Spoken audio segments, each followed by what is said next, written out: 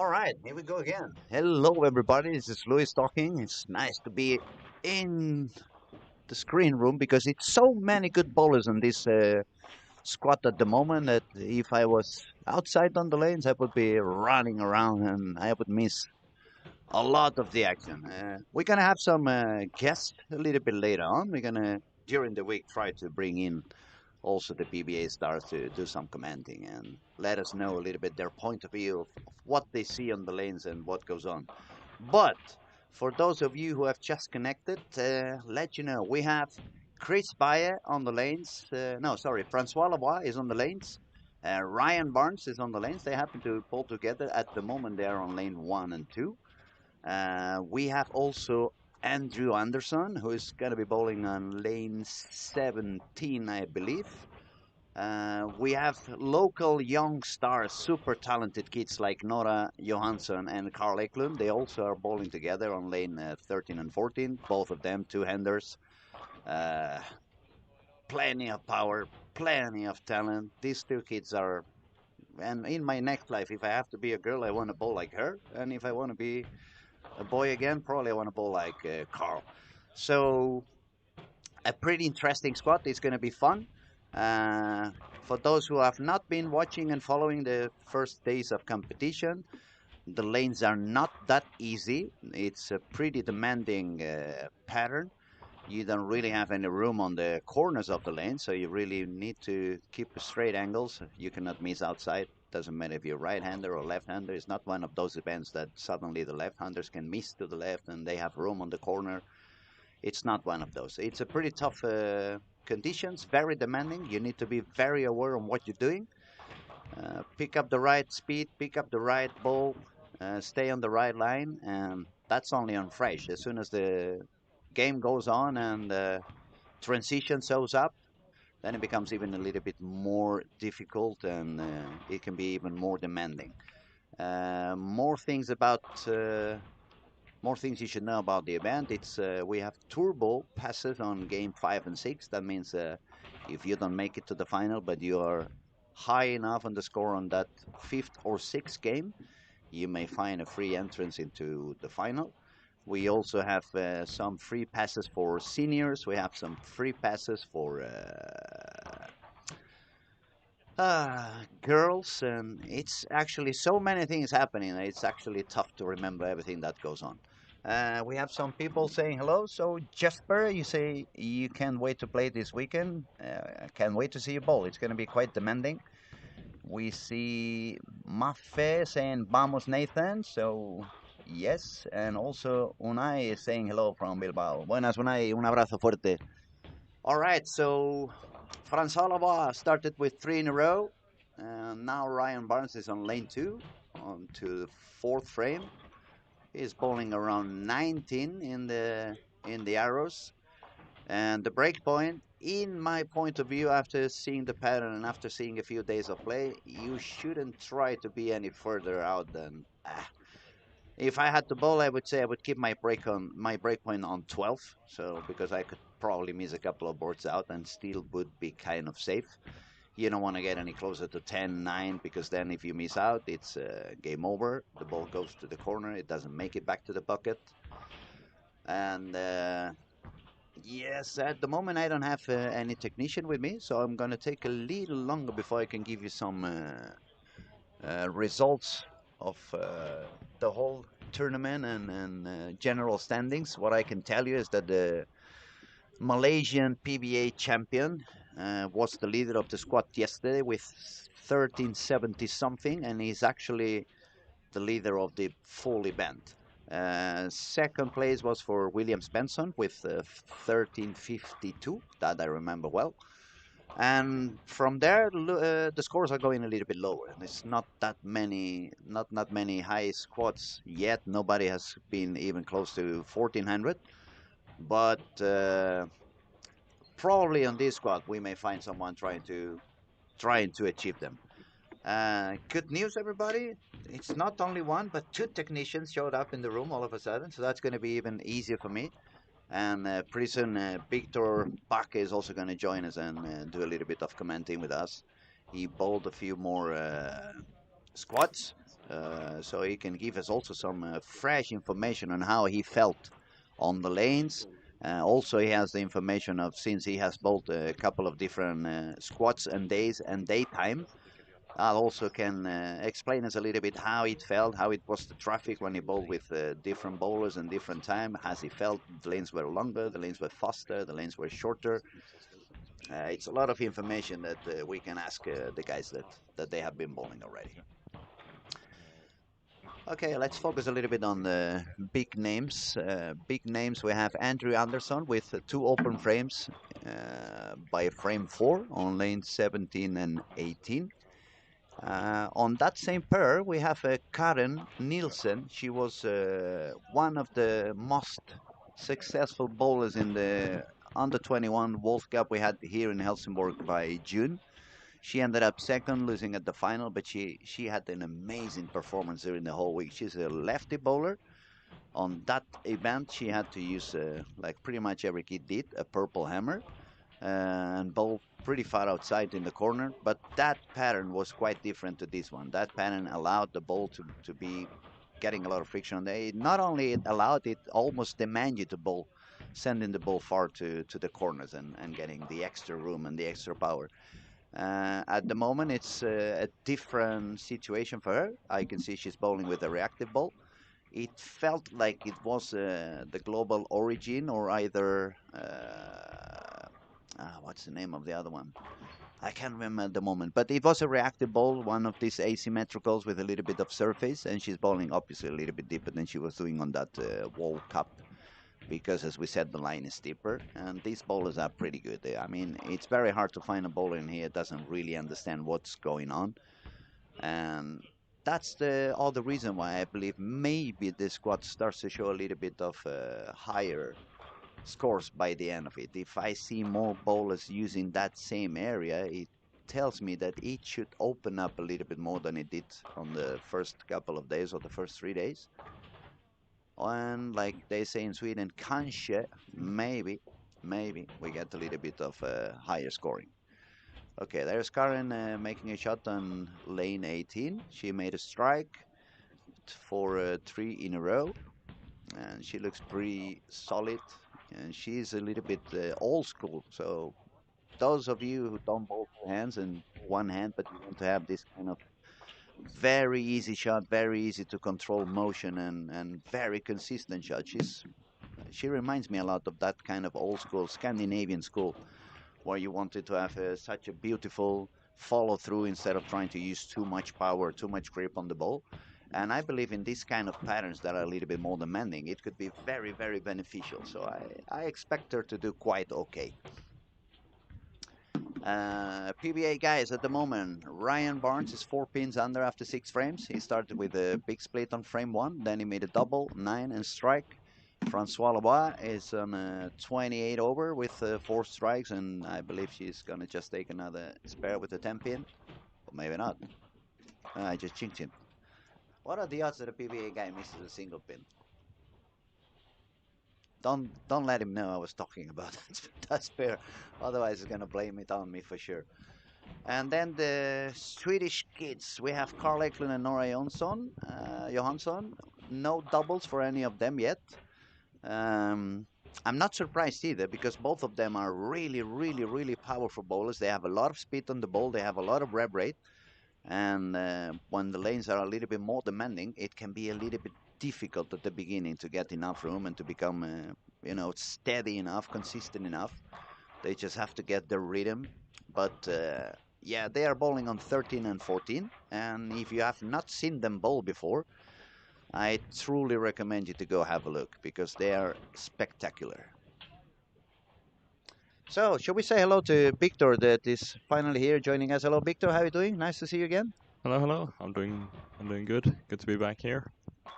It's always a pleasure to share a commentary room with you, buddy, and especially since you have been bowling a few different squads. I think you can give us a little bit of an idea. Have you felt any difference from one day to the other? Was the traffic really changing from one day to the other? I mean, if you look at my results, you'll see that maybe I liked it a lot better on day 1 than I have on day 2 and 3. But I believe, Uh, for example, you bowled last night, right? yes, correct. And it was a lot of new incomers into that squad, into that particular squad. There was a few of you that have already bowled, but there was a lot of them who were brand new, and they were Yeah, not super elite players. There was a, I believe it was a full club. They were all like medium level, so they had a little bit less understanding on how the lane should be bowled. And already on the warm up, you didn't know because obviously you were on the lanes, but already during the warm up, I was telling, I think this squad is going to be tougher because I could see already from the warm up they were using some urethane and bowling all over the place, like somebody's outside, somebody's inside. So the traffic they were creating, it was quite chaotic, and instead of just building the lane and opening up the lane, it was like they were trying, not on purpose obviously, but it what was happening, it was the lane was becoming tougher and tougher and tougher.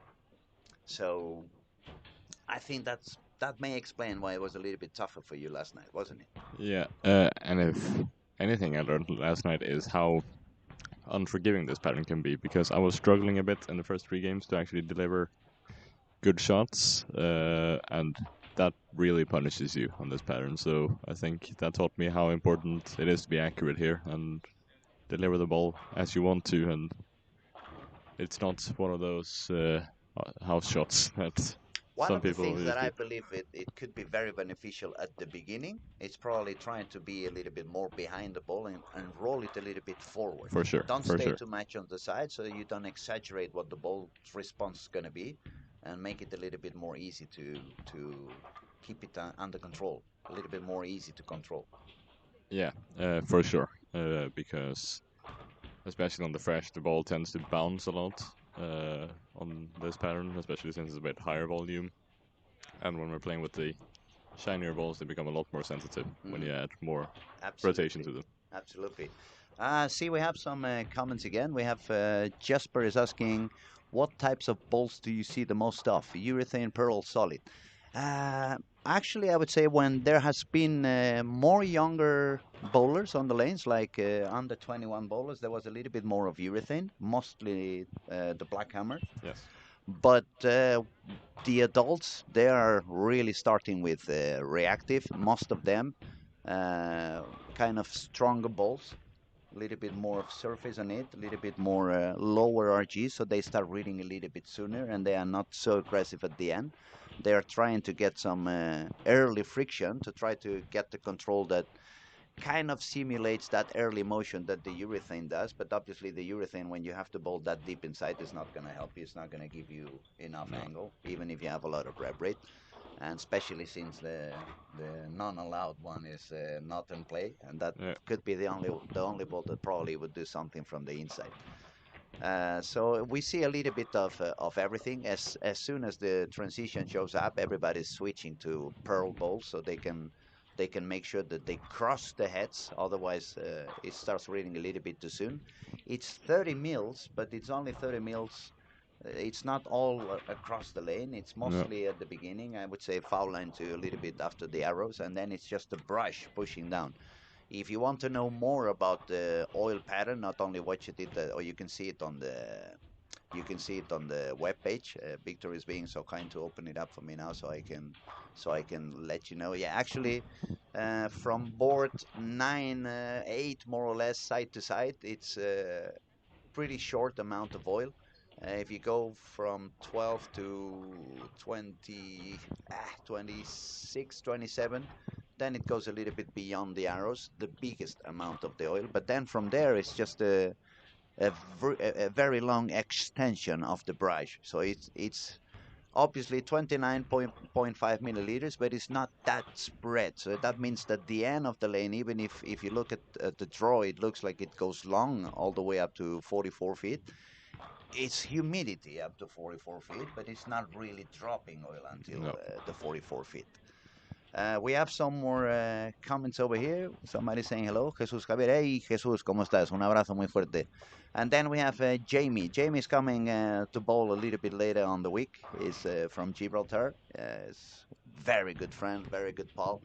And he's asking, no, he's actually commenting. Loba is making it look easy for right now. Hopefully able to keep up with the transition. And he Yeah. He's doing quite okay on fresh, but that's also what you can expect from a professional bowler, right? Yeah. PBA is already here. PBA bowlers are already here. They know how to read the patterns. They know how to adapt quickly. So you can expect that, and they will do okay on the fresh. But as very well Jamie says, let's see what goes on transition. And Victor can tell us a lot about transition because he already bought a couple of squads. And as Yeah. soon as you have moved from one lane to the other, it was sometimes you had to move back right, sometimes you have to jump a lot deeper to the left, and it has to do a lot with whoever has bowled before you on those pairs, especially when you go to real transition like game number 4. I mean, you're moving 4 lanes to the right or to the left. So that means after 4 games, you are 16 lanes away from where you started. So you have no clue what they were doing at the beginning with that pair. So obviously, the transition you really need to be awake, or it can really get you out of the right scoring instantly. Yeah. Yeah, for sure. It's because, as you say, it's basically just humidity after that first bit. That means that that oil is going to dry out very quickly when the balls absorb it, and especially the better the players we get, the further in we're probably going to get because especially the American players, their solution to everything is just basically to move, Deeper and yeah, deeper, right? move deeper and deeper, and that's going to force everybody who wants to strike to move deeper and deeper. Do you know if Chris Lohan is coming about this year? I believe he is. I'm gonna double check that for a second. I think he's gonna be enjoying. I mean, he likes to fly the ball all the way down there, like he's playing basketball and making 3 pointers. Why we say that is because, as we say, we believe the squats during the week going on, it's gonna get deeper and deeper and deeper. So the guys who are used to fly the inside gutter and put the ball quite much deeper on the lane, they're probably going to have a little bit of advantage in this event. We have some more questions. Bernie is asking what time is in Sweden. At the moment, it's 3:23, as Jamie said. Yeah, 3:23. Okay, let's check on scoring. Ryan Barnes, 203. Andrew Anderson is struggling a little bit. He needs to double on the 10th frame to make 170. So, for all the amateurs bowlers out there, it's good for you to see that even the pros can have difficulties and even the pros struggle from time to time. Bowling is a very demanding game, especially the way it's coming now. You need to understand a lot of things. You need to take a lot of things in consideration, and those things can happen. Chris Bayer on lane 2 working on double, so he's going to go on a 236, but he will not be the leader of the squad at the moment. We have a couple of guys who can score higher.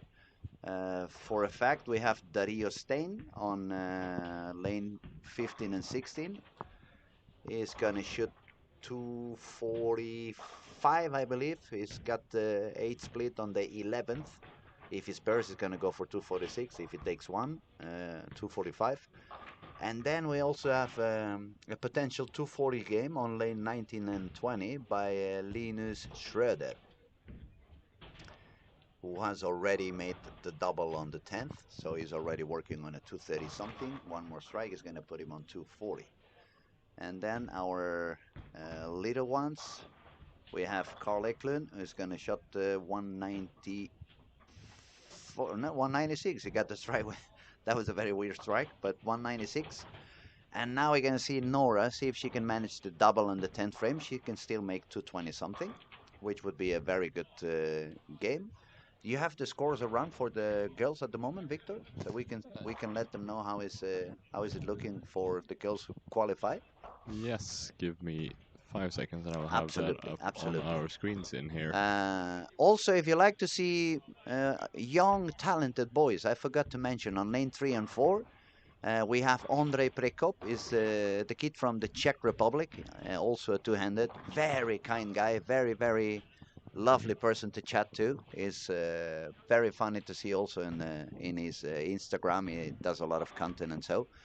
And he really can do a lot of things with the bowling ball, both hook it the regular way, go back up, and he's a very, very, very nice kid. Okay, we have Emma Friant. You say it that way? Uh, I think so. Yeah, French. But that's not the highest score. I think it's Emma Haltunen with the highest score from the females at Aha, 12:27. yes, yes, yes. Him managed to shoot 12:27. So as soon as she drops down from the regular cut, she would become the number one in the girls division. It's two of them who can make it into the final. Nora got a washout on the 10th frame, so she dropped down to 191. And any higher games than that, we had 235 at the end for Linus and 245 for Dario in Castellano. It depends. Do you know where Dario is from? I Sorry? Romania. God knows how they say it in Romania. If it's Dario. We'll ask him later on so we can find out and say it the right way. And by yes. the way, the voice you heard back in the background is one of the tournament managers, Mr. Daniel. I hope you find the time to sit down with us a little bit at some point so you can evening squad. I take your word for that. So we can chat a little bit with Daniel. He can explain a little bit about the history of the Lucky Larsen and how it began, when it began, and it's always beautiful to know a little bit about the history. About this is going to be a major event for many years to come. Yeah, we hope so, of course. I'm pretty sure. I mean, the atmosphere and also another one of the persons we have to blame for that is your father, Victor. Yes. He has been a party animal when he was young, but after that he has becoming even bigger and bigger and bigger and organizing big things in his bowling alley, and it's always something going on down here at Olympia, isn't it? Yeah, I'd say regarding this event, I think it's always the best week of the year as a local, for sure. It Uh, definitely is. I'll tell you one thing. When I was younger, for me, the best tournament out there, or the best event as a bowler I could ever go to, it was the Cubica AMF. It was a single World Cup back then. Uh, they were going into very different places and very different locations, countries. Like, for example, one year we bowled in front of the pyramids. They built two lanes right in front of the Sphinx, and so we were bowling the final of the World Cup in there. But it was always a very, very wonderful atmosphere. You were there, you were going there as a single, not as a team. yeah, So they would put you on a hotel room with somebody from another country, and that obviously forced you to do some bonding with the rest of the group. And that was always one of my favorite events during the season. They changed a little bit after the pandemic. I don't even know what are they doing now at the moment. But from then, this is the event that has taken the spot of the Cubic IMF. It's the Storm Lucky Larsen that always you want to spend as many days as you can on that event. And I was so yeah, sorry I couldn't be here last year because of the back issues. But this year I'm gonna take the best of it. We have some more people talking on the chat today. Jasper says, "Say hi to Daniel." Daniel, which Daniel? Oh, Daniel. Yeah. he just Actually, left. he just took off. But as soon as he comes back, we'll let him know that you say hello. And then we have Alana asking if Lindsay. I'm not sure if Lindsay is there, but Lindsay, if you're there, come say something. Hello. What lane is Andrew Anderson on? He will Andrew, be on. He he was just on moved 17, so he will be on. 13 and 14 at the Yes, moment. correct. And Ryan and Lavoie, they started on lane one, I believe it was, so they're probably going to move left. Yeah, they are on Yeah, they 17 and move 18. left and they are on 17, 18. They are actually going to follow the traffic that Andrew has been generating. They're going to be following Andrew the whole squad because if they're on 17, right after they're going to go on 13 and 14, where is which Andrew is bowling now. And it's going to be very interesting to see how Francois and Ryan deal with that 17-18 that has given some issues to Andrew. Yeah, I'm not sure what the other scores were like on that pair, but uh, his lane partner shot 196, so not crazy high either. So maybe 17 and 18 tends to hook quite a bit, especially 17 Yeah, and the in the other ones center. who were at 17, 18, since 1920 is on play, so it's the players on lane 2, which has to be Yeah, Ben Robinson and Christian Ascona. and And they they're have 204, 202, so not a very high game for any of them. So maybe 17 and 18 is a little bit tough. It's a very, very, very interesting lane now on 17 and 18. I think we could probably put some more attention into that one because we have Carl Eklund, Nora Johansson, Ryan Banks, and Francois Lavoie. yeah, That's like going to heaven to see bowling in. yeah. Those are four of the best bowlers in the squad and probably in the entire tournament. They are, I would say, they are four potential PBA title winners. Yeah, Francois already has a few, and I believe he's won the US Open twice, so he is very established. Ryan has been on quite a few shows. He finished second at the Players' Championship this year, and I don't think Carl has been to the US on tour yet, but Carl has not been into the US, but he's got the potential. yeah, I for mean, sure, he shot for sure, the Swedish record when he was 14 years old with which is insane. 1650 or 1660 in 6 games, which is unbelievable. It's 270 average. Yeah, And for those of you who are wondering what was he doing, he just bowled the previous squad. He bowled 230 average by bowling normal, but his father is a lefty, and his father scored as much as he did. So Carl said to me, "I'm going to bowl again." I said, "What do you mean you're going to bowl again? You're already in the final." "Yeah, but if my father shot 1380, I think I can score more if I go back up." So he bowled the next squad, he bowled back up, and he shot 16, 1650, 1670. Ah, crazy. A lot of talent, definitely. yeah, Okay, it's a lot of people talking today, which we truly appreciate. It's always beautiful to see people come on. We see Justin Knowles letting us know that we see you on Wednesday. Yeah, absolutely. See you on Wednesday and come by the DJ booth. I'm going to be playing some cool music. Um, Stephanie, hello. What lane is Andrew? Now we answered that one already.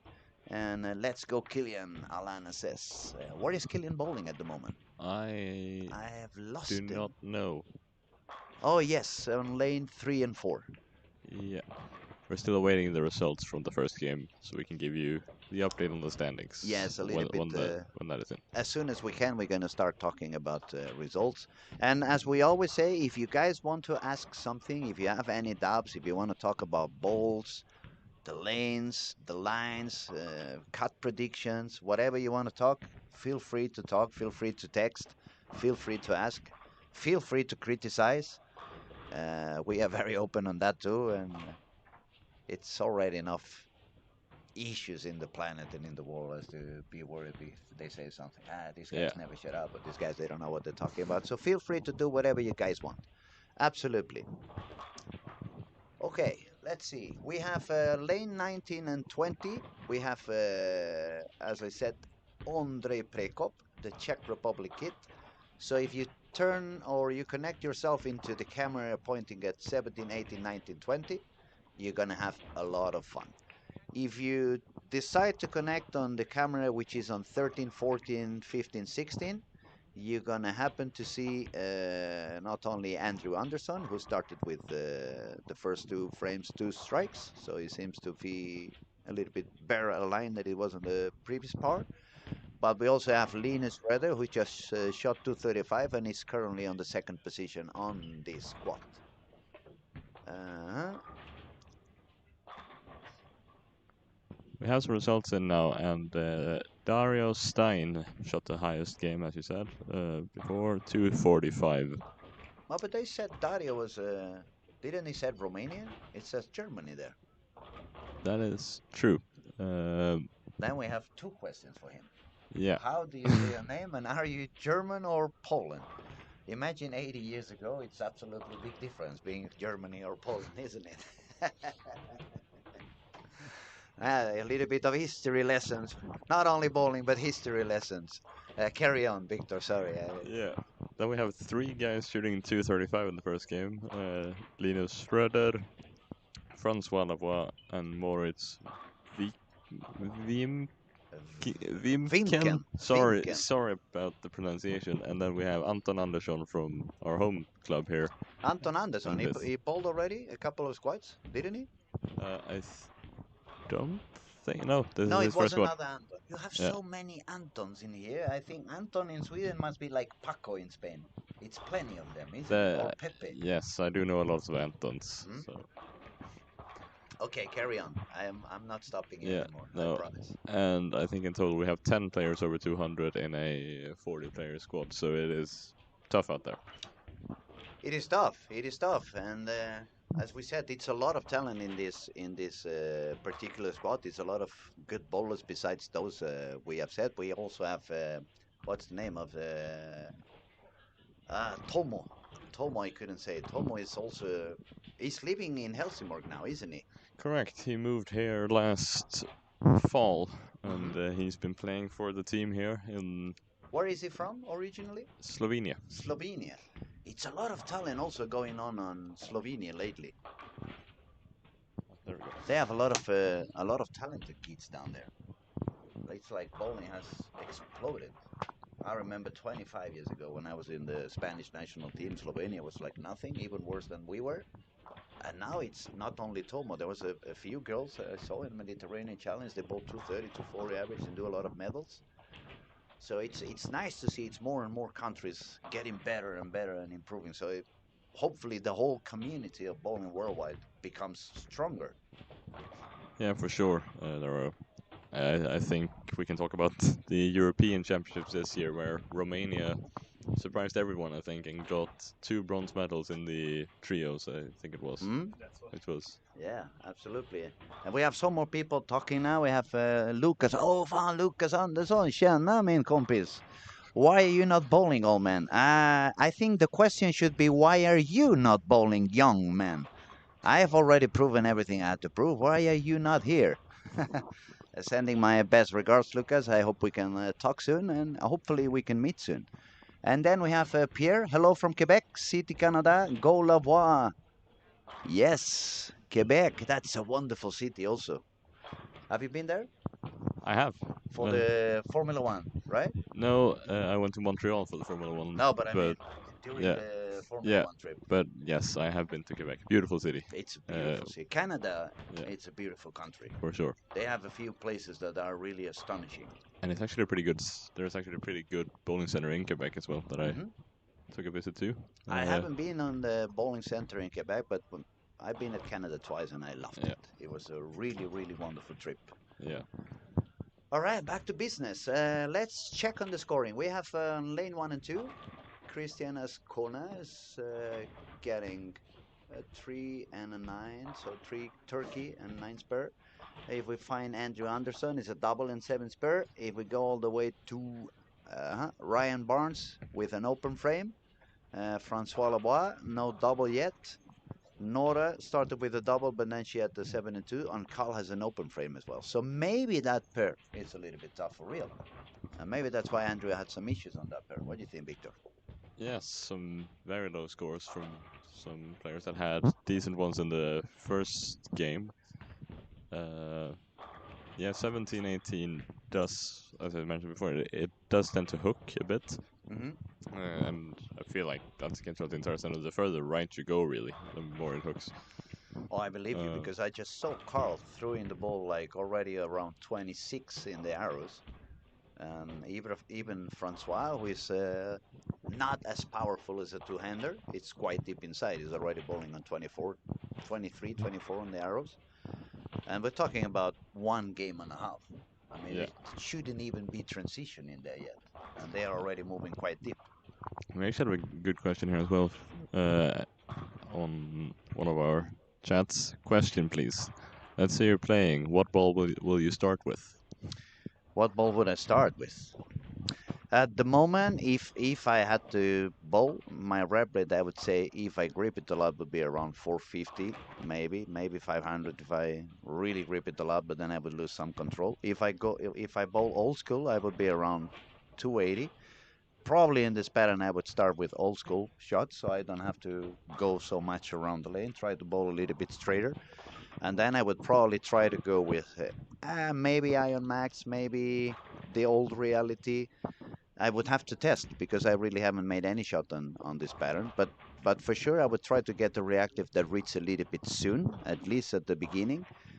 Try to control my speed. If I would see the ball was reading a little bit too soon, or maybe leaving a little bit weak tense because of the low RG, and that means the ball is reading a little bit early for deeper um, deeper lines. Maybe I would try to use a phase two and give a little bit of extra surface so it would read a little bit more on the fresh conditions. And optimum idle would be also probably a good ball to start with. Um, what ball would you use? I've been struggling a lot on the fresh actually, so I've been trying different balls every time. But you haven't used yet the real dull ball from the No, beginning, have you? I have actually for my first squad, and it wasn't really working out for me. Was it reading too soon, It was or reading way too soon, and which ball was it? that was the Sub-Zero Forge. Sub-Zero Force, but that one is really early. Yeah. Have you got the Jackalonix? No, I do. I have tried out the Jackal Ghosts Oh, you with got the some. Ghost, but you didn't have much surface on that, did you? No, I felt uh, like a solid ball that's a strong cover stock, but still not with a lot of surface might work out pretty well. And that ball has given me some pretty decent results. But And that would be my suggestion. When yeah, you go for the next squad, grab the Jackal Ghost again, but give a little bit more of surface, even if that moves you a little bit deeper, yeah, and stay behind the ball. yeah. And then when Victor shots to 50 on game one on the next squad, you can all call me and ask me for free lessons, and I'm gonna say no. This is my rate. Just kidding, everybody. We have some more comments. Nobody opens history books nowadays anyway. No, they actually use the iPad, This thing. but not even for reading books. Maybe reading the sports news, see the soccer results or the basketball results. We have a very active community today. Looks like it's a lot of people joining us, and we are very happy with that. Okay, back to business. Let's see who's doing good on this game. We have Nathan on lane 15. He's got a full bagger. We have, let's see, anyone else? Yeah, we have Kevin Mellin actually. Started with front 5, 9 spur, so 39 over after 6 frames. Tomo, it just missed a single pin, but turkey and then a double. Why am I not surprised when I see a young one missing a single pin anymore? As someone who personally knows I Mr. think I got Pinteric, the. I, You had a few yesterday, I, didn't you? what? You had a few single pins. I did, but I've spared shambolically throughout the past week. So yesterday was actually a good day in comparison. So But it's a tough conditions. It's a very demanding pattern. So yeah, I believe what's happening because we have seen professional bowlers also missing some single pins, and it's yeah, not that they don't know how to spare. I no, believe the situation is that after 4 or 5 games where you have been fighting with the lanes for so many hours and so many frames, and you get yourself into that difficulty, it requires so much brain yeah, energy and so much focus that when you get an easy single pin, probably the brain disconnects for those 30 seconds because you want to try to save energy, or you're even focusing on what you want to do on your next strike yeah. shot, and then you have them missing that single pin and you go like, oh my god, now I'm missing the single pin also. But I think for us younger players, I think this is probably the best mental practice you can get because it's so demanding and so difficult Absolutely. that it like to me it just feels like you're getting slapped to the face after slap essentially Mm. because of how difficult it is. And then all of a sudden you find something and you feel like a god for 15 minutes, and then you're back to square one again. Yeah. And it's so hard to get a few strikes, and then when you miss one pin you go like, god damn, and now I need a turkey again. It was so hard Yeah. to make a double and now I need a turkey. Speaking of tough times, 17 and 18, I'm seeing decent shots that are getting terrible carry. I saw a 7-10 for Francois. I think I saw Carl leave a solid 8, Ryan leave a solid 9, and now a split as well for Ryan. So No one of them is Yeah. actually on the way to make par. They're all below par on that 17 and 18. So yeah, Andrew had a rough time in there, but now we can see why. We can see also in the body language, like I missed a little bit out and it went even further than I expected. I missed a little bit in and it hooks a lot more than I expected. I didn't find any hole either. And Christianos is in the room with us, so blame him here if you want to. Yeah, feel free to insult him on the YouTube as much as you want. We're not gonna let him see. No worries.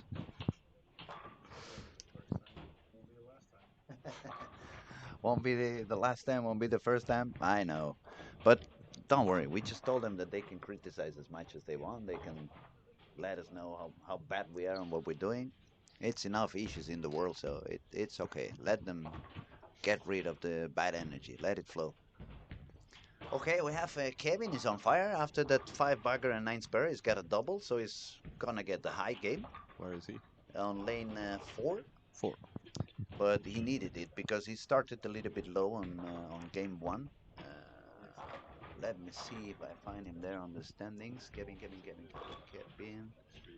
I think it's a little lower than we can Yes. see. I don't find him, so it must be a little bit lower. He shot 162 in the first. 162. Well, he shot the same as Andrew. Yeah. So he can say, at least I shot as much as a PBA guy. Yeah. And now he's getting a little bit more strikes than Andrew, so he's going to be ahead of Andrew. Yeah. Andrew is having a really tough time, but he's got some strikes now at least. He's quite deep already. He's bowling on 20. Okay, that was around 24. Looks like But he's it's throwing looking a... solid. The body language is a lot better than it was Yeah.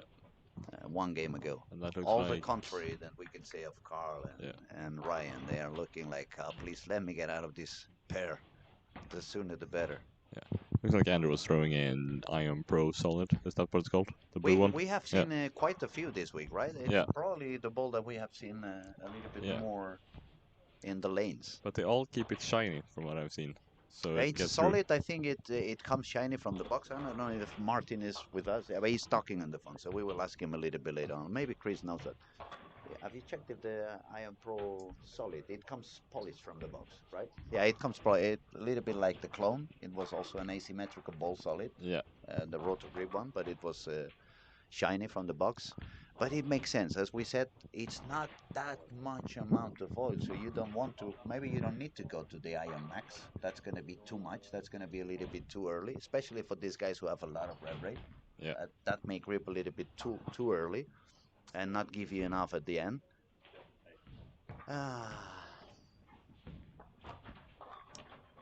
okay. Yeah, we see some high scoring, but we also see a few quite low scoring. Some people is really suffering. I mean, look at Raymond. He's on lane 11 and 12. He's got 91 in the 7th. 91 on the 7. It's not good, and he had 150 because 91. If you take 245, Yeah. that means he shot 150 on the first game. He's got 4 splits in 7 frames. He was looking really solid on the squad he was bowling last night. Then he got a little bit of tough luck in one or two of the pairs, and then he kind of went down. But he was looking really good. And Raymond plays in the Swedish league as well for a team not far from here in Ängelholm for In BK Ängelholm. Full. Yeah, BK Full House. Cool. Plays for. And as does his brother Richie from time to time, and also Ben Robinson from the UK. Yeah, we see Ryan has changed the ball now in 10 frame. He's gone for something a little bit that went a little bit straighter. Carl is the deepest now. He's on the 6th arrow already. Well, he shouldn't probably missed. He probably missed a little bit in because that was on the 6th arrow, but he hit the head pin. It looks like Nora is going to be the only one surviving that pair. Yeah. From all of them. So yeah, as we said, that girl really can bowl. Yeah, and she made the show at the I don't know what the name of the tournament was now again, but on the PWBA tour in that huge, really cool arena, which was a great show. Yeah, I saw some pictures. It looked unbelievable, almost like a basketball arena or something like that. I think it was a hockey arena. Hockey arena. Yeah, that they had put some lanes They in. put some lanes in there, and yeah. Yeah, uh, it looked very, very, very cool. and I think she also made a step ladder or a How finals how recently as old well. is she now? I don't know, Anybody knows how old is Nora?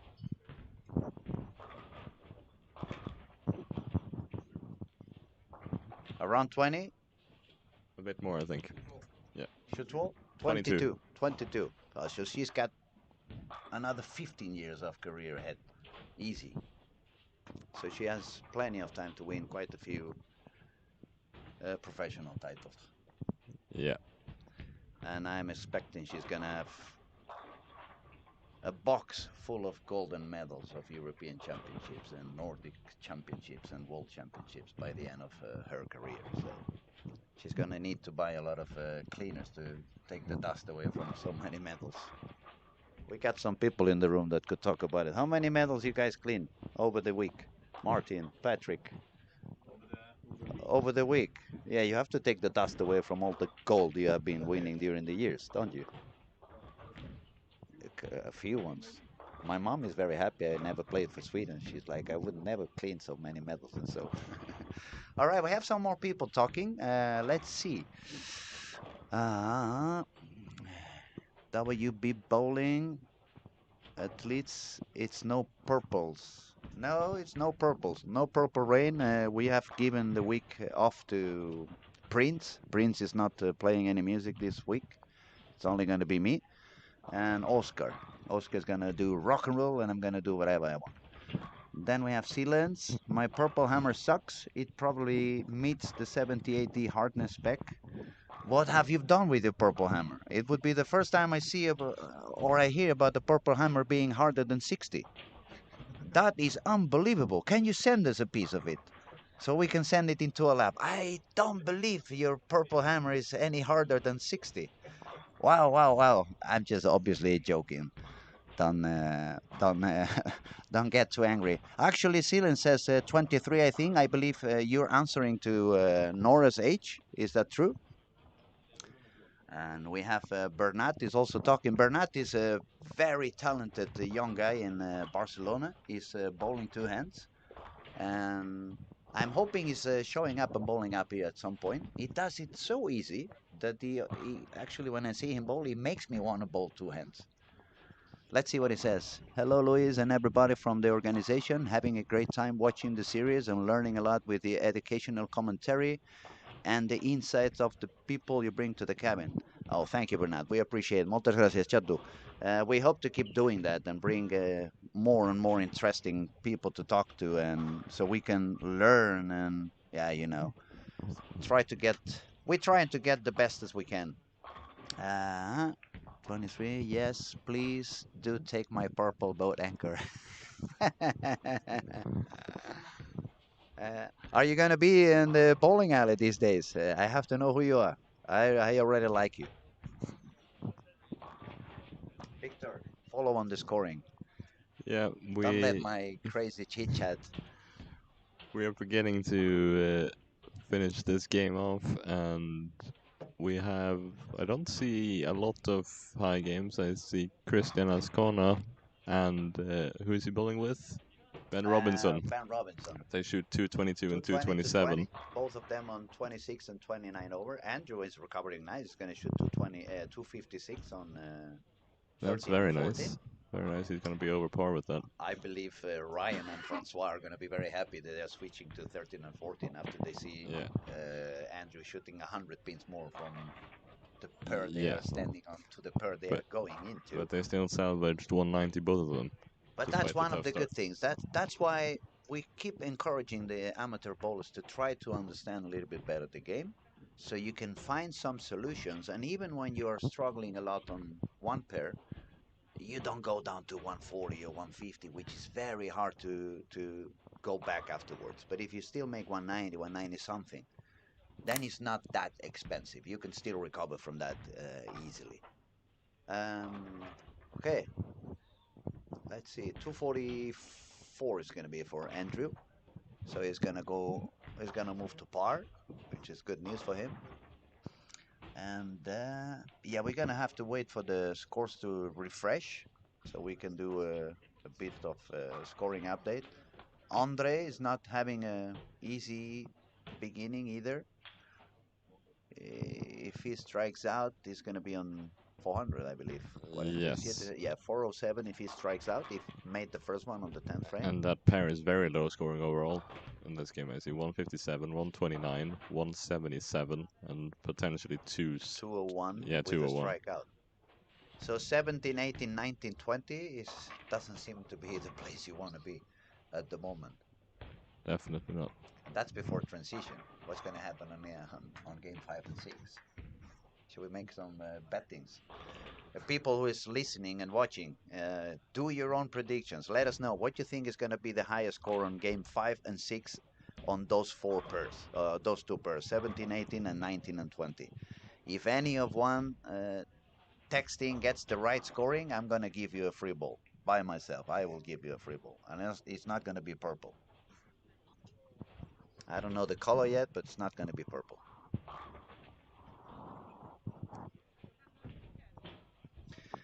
Okay, Sealand says, I'm in Gothenburg, so only 3 hours drive. Well, that's cool. So bring the purple when you drive in, so we can check the hardness. We can do an Instagram video on my personal Instagram, and we can check the hardness on your purple. So we see if it's really 78 like you believe. I'm going to put first you tell me how old your purple hammer is, and then I will tell you what hardness I believe it's going to be. And you predict a high game of 236 on game 5 and 6. That's a very high expectation. If you get the right number, I'm gonna maybe if it's you who wins, then I'm gonna make sure you get the different purple, maybe a pitch purple.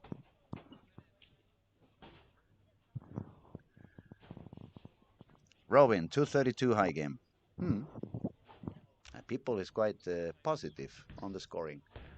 Well, who am I to talk? I said 1350 on the cut, and it's looking like 1350 is gonna make top 8 at the moment. I think we have two players above 1350 overall. And Only Williams William and Tun Hakim. Hakim. Yeah, Tun played great last night. Tom is a great player. I remember when I saw him winning this PBA title on TB. I have to say TB doesn't really pay off enough on how consistent and how good he is when you see him live. When you see him bowling live, it's even better than you can see on TV. Yeah. Okay, and we have the two sisters. I just been told they are twin sisters. Karen, the girl I was telling you, the lefty from Denmark, and the girl walking by. It's a twin sister. How funny! One is brunette, the other one is blonde. One is left-handed, and the other one is right-handed. But they both know how to bowl, for sure. Yeah, yeah. So they have a weird twin connection. Okay, let's see. Give me a purple solid in that case. Yeah, I like that ball. That ball looks pretty good. 256 says WB Bowling. It's a green pin purple hammer. I think I bought it in 2022. I remember it was the year before the 78-day rule. So 2022, that's 3 years, and those balls, even when you get them out of the box, they are around 60. So probably it's gonna be like rock and roll music, 58, 59, something like that. We should do a bet on that. I'm pretty sure if you bring that ball down to Helsingborg and we measure it, it's below 65 for sure. I bet my life. I would bet one ball.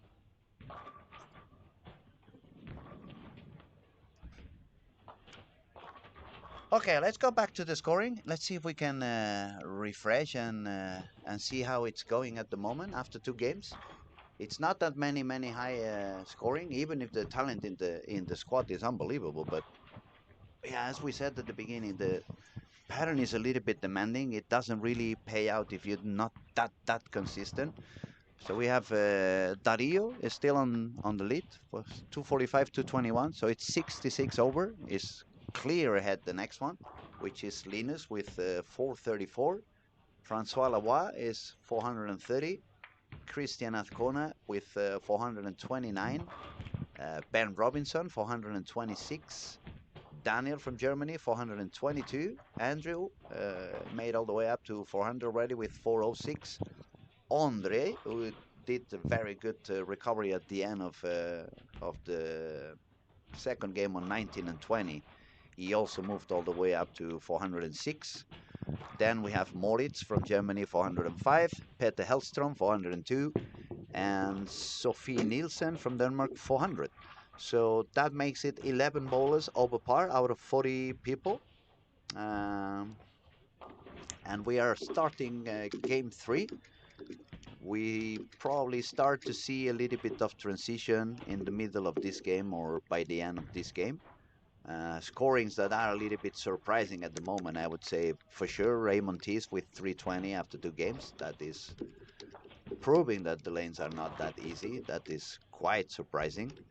Let's see what else do we have. People that we know to be very good and at not performing at the moment that high. We have this one over here. Let me see. Tomo, which we already said is a very good bowler, young, talented. He's only on 360 after 2. Karen, the lefty I was talking about from Denmark, she's only on 350. So the right-handed sister, it's leading her by 50 pins. I don't think they fight so much between twins, right? They love each other no matter what. And what's going to be very interesting also in this game is what Ryan and Francois are going to be doing on 13 and 14 that they proved to be a little bit easier than 17, 18 when Andrew got into that pair.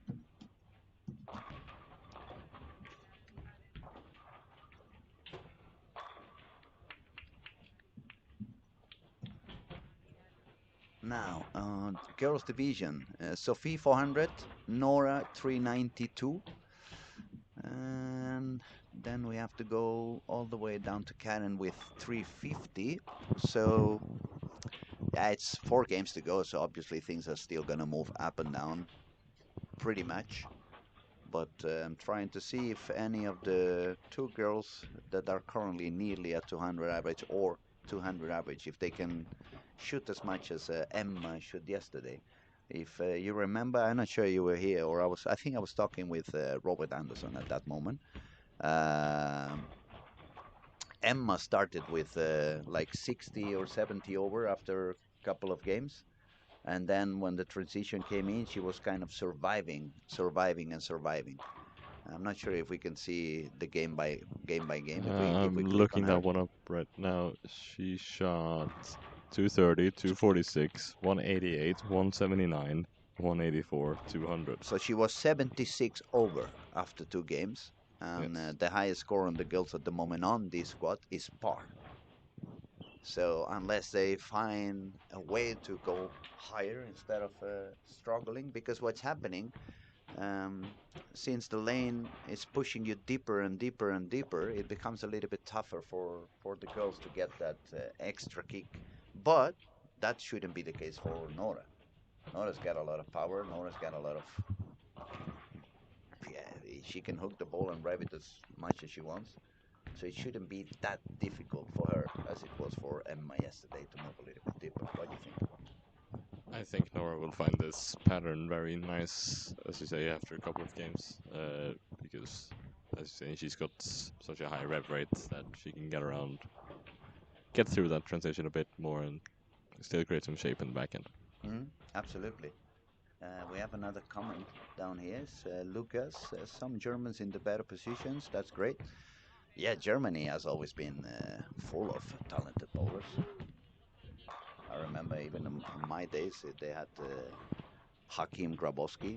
I used to joke a lot with Hakim, and because it was the times, and in the NBA, it was Hakim Olajuwon, and the nickname was Hakim the Dream.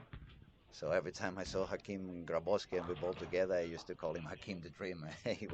He was laughing at me, but he was a very kind guy. Very guy. I haven't met him for many, many years now. I hope we cross paths at some point. And if you, any of you over there listening or watching from Germany, you get the chance to see Hakim, send him my best regards. He was a very, very nice guy. Okay, Francois Lavoie started with a 3-bagger, or the first 3 frames, 3 strikes. 13-14 could be the recovering time for him.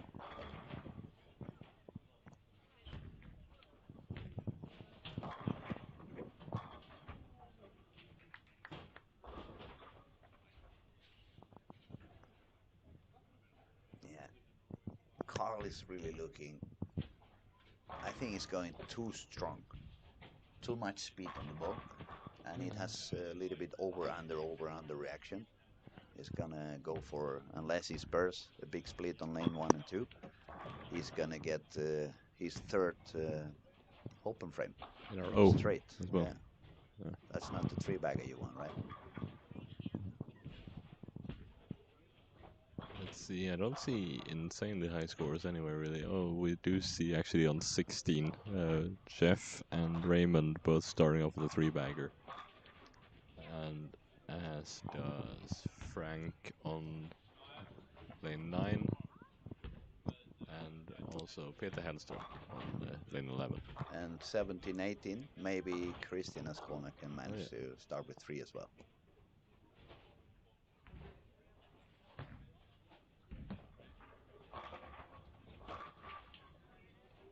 Oh, trip in the 4-pin. Christian has come a long way as well from Peru. Yeah. It's not from Peru? Puerto Rico. Okay, that's my bad. I started with the P. I was close enough. It's not a geography exam. It just says PUR on our No, screen. but that's the good thing when we have the room full of experts. Yeah, exactly, Someone is always going to correct you, so thank you guys. Thank you very much. We appreciate it. I thought you were the topography expert. So as you can see, the lane man is not the bad man. He's a very funny man, very kind and always helpful also out of the lanes. So stop criticizing. Not yet. Now, since you're here, I'm going to ask you, but you have to talk loud, see if they can hear you. When do you usually get more critics? During the competition or as soon as the final is about to start? I mean, the end of the squads when people realize, fuck, I'm not in. Both. Both? Yes. Same? Constantly. Constantly. Never ending. Never ending. Okay, that's a profession I'm not going to do then. I'm not going to be an oil profiler. I have enough insults already as a DJ. Why don't you play that song? Why don't you go to another nightclub? For those of you who think like, hey, why is he say that? I'll put you an example. When you go to a sushi bar, you don't ask for a pizza. So when you go to a nightclub and they are playing techno music, you don't ask for reggaeton. It makes sense. At least to me. What do you think? Does it make sense to you? And Victor is laughing like, why am I having to share chairs with this crazy guy from Barcelona? And why is it me spending all day long here with him? Stop laughing, man. I'm not that bad. I'm not the only one in here laughing. I know. I can feel the eyes on my neck. Francois Labat starting with 4 in a row. Yes. And okay, who's gonna get the ass game now? Andrew started with spare and 4 in a row. No, that's Anton. Oh, that's Anton. Yeah. Andrew's Anton third. Anderson. Yeah, but Andrew is on the other side. That was pretty close. AA. So you have many AA here. Both playing for Jota as well. So they are both on Jota. Yeah. No one from Pergamon today, is it? I don't see anyone with. And no one from Clan either. Tomorrow night is going to be full of Pergamon. For those of you who are not in Sweden, are not that used to the Swedish National League, probably these are the 3 strongest teams. Pergamon, with a lot of victories in the last years. Clan, trying to give them some work by using a lot of urethane, unless I'm wrong. And EOS Gotha is a hometown here from Helsingborg. And you guys are getting stronger and better, right? Yeah, getting some new players out of this season as well, which is great. It's going to be a very interesting season in Sweden with the National League. It's only 10 teams now, not Yeah, 12, so it's going to be even harder to compete. It's going to be even harder to win. yeah. And as Robert was talking about yesterday, where the playoffs are also being a bit expanded in a way. So now Mm. it's 1 and 2 are safe to go to the playoff, and 3 to 6 are gonna be playing a playoff before the playoff. Mm. You could say. And I believe, since Mr. Backe is in the house, I believe you guys are going to do some of the league matches, Elite Series, on these YouTube channels we are streaming at the moment, right? Yes, we tried with a couple of the premium matches between Göta and Team Pergamon. Mm-hmm. And we also did some other finals and PBA Sweden. And we're looking So into maybe. PBA Regional Sweden is also shown on this channel. Yeah, it is, yeah. And we're looking into maybe find other uh, fun Other fun events. content and We also events actually and did the Youth World Cup was also on that platform. lovely. So in the future, we were looking into other tournaments, matches, and other stuff, and hopefully also some interesting educational videos. And at the moment, it's need to subscribe. So we just tell everybody subscribe. Use it right now. You just need to click. Yes, this is actually a really important thing for us financially because for a couple of years ago we charged for to broadcasting the finals here in Stormlight Larsen Masters, Mm-hmm.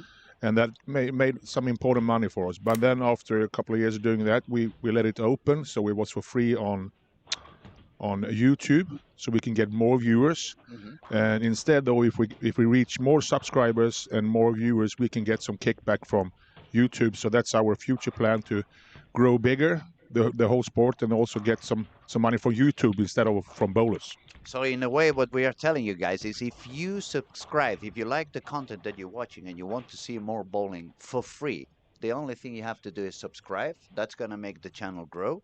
That's going to make YouTube support the channel. And then we don't have to charge at all for any of this. So you can have the best bowling available and you can have it all for free. And the only thing you have to do is just click on a button, subscribe. That's it. Yes, and of course watch. And That's watch. yeah, Yeah, we need yeah. the viewers. Otherwise, we're talking alone. Thank you very much, Patrick, for the information. We appreciate. Thank you. And back to the scoring.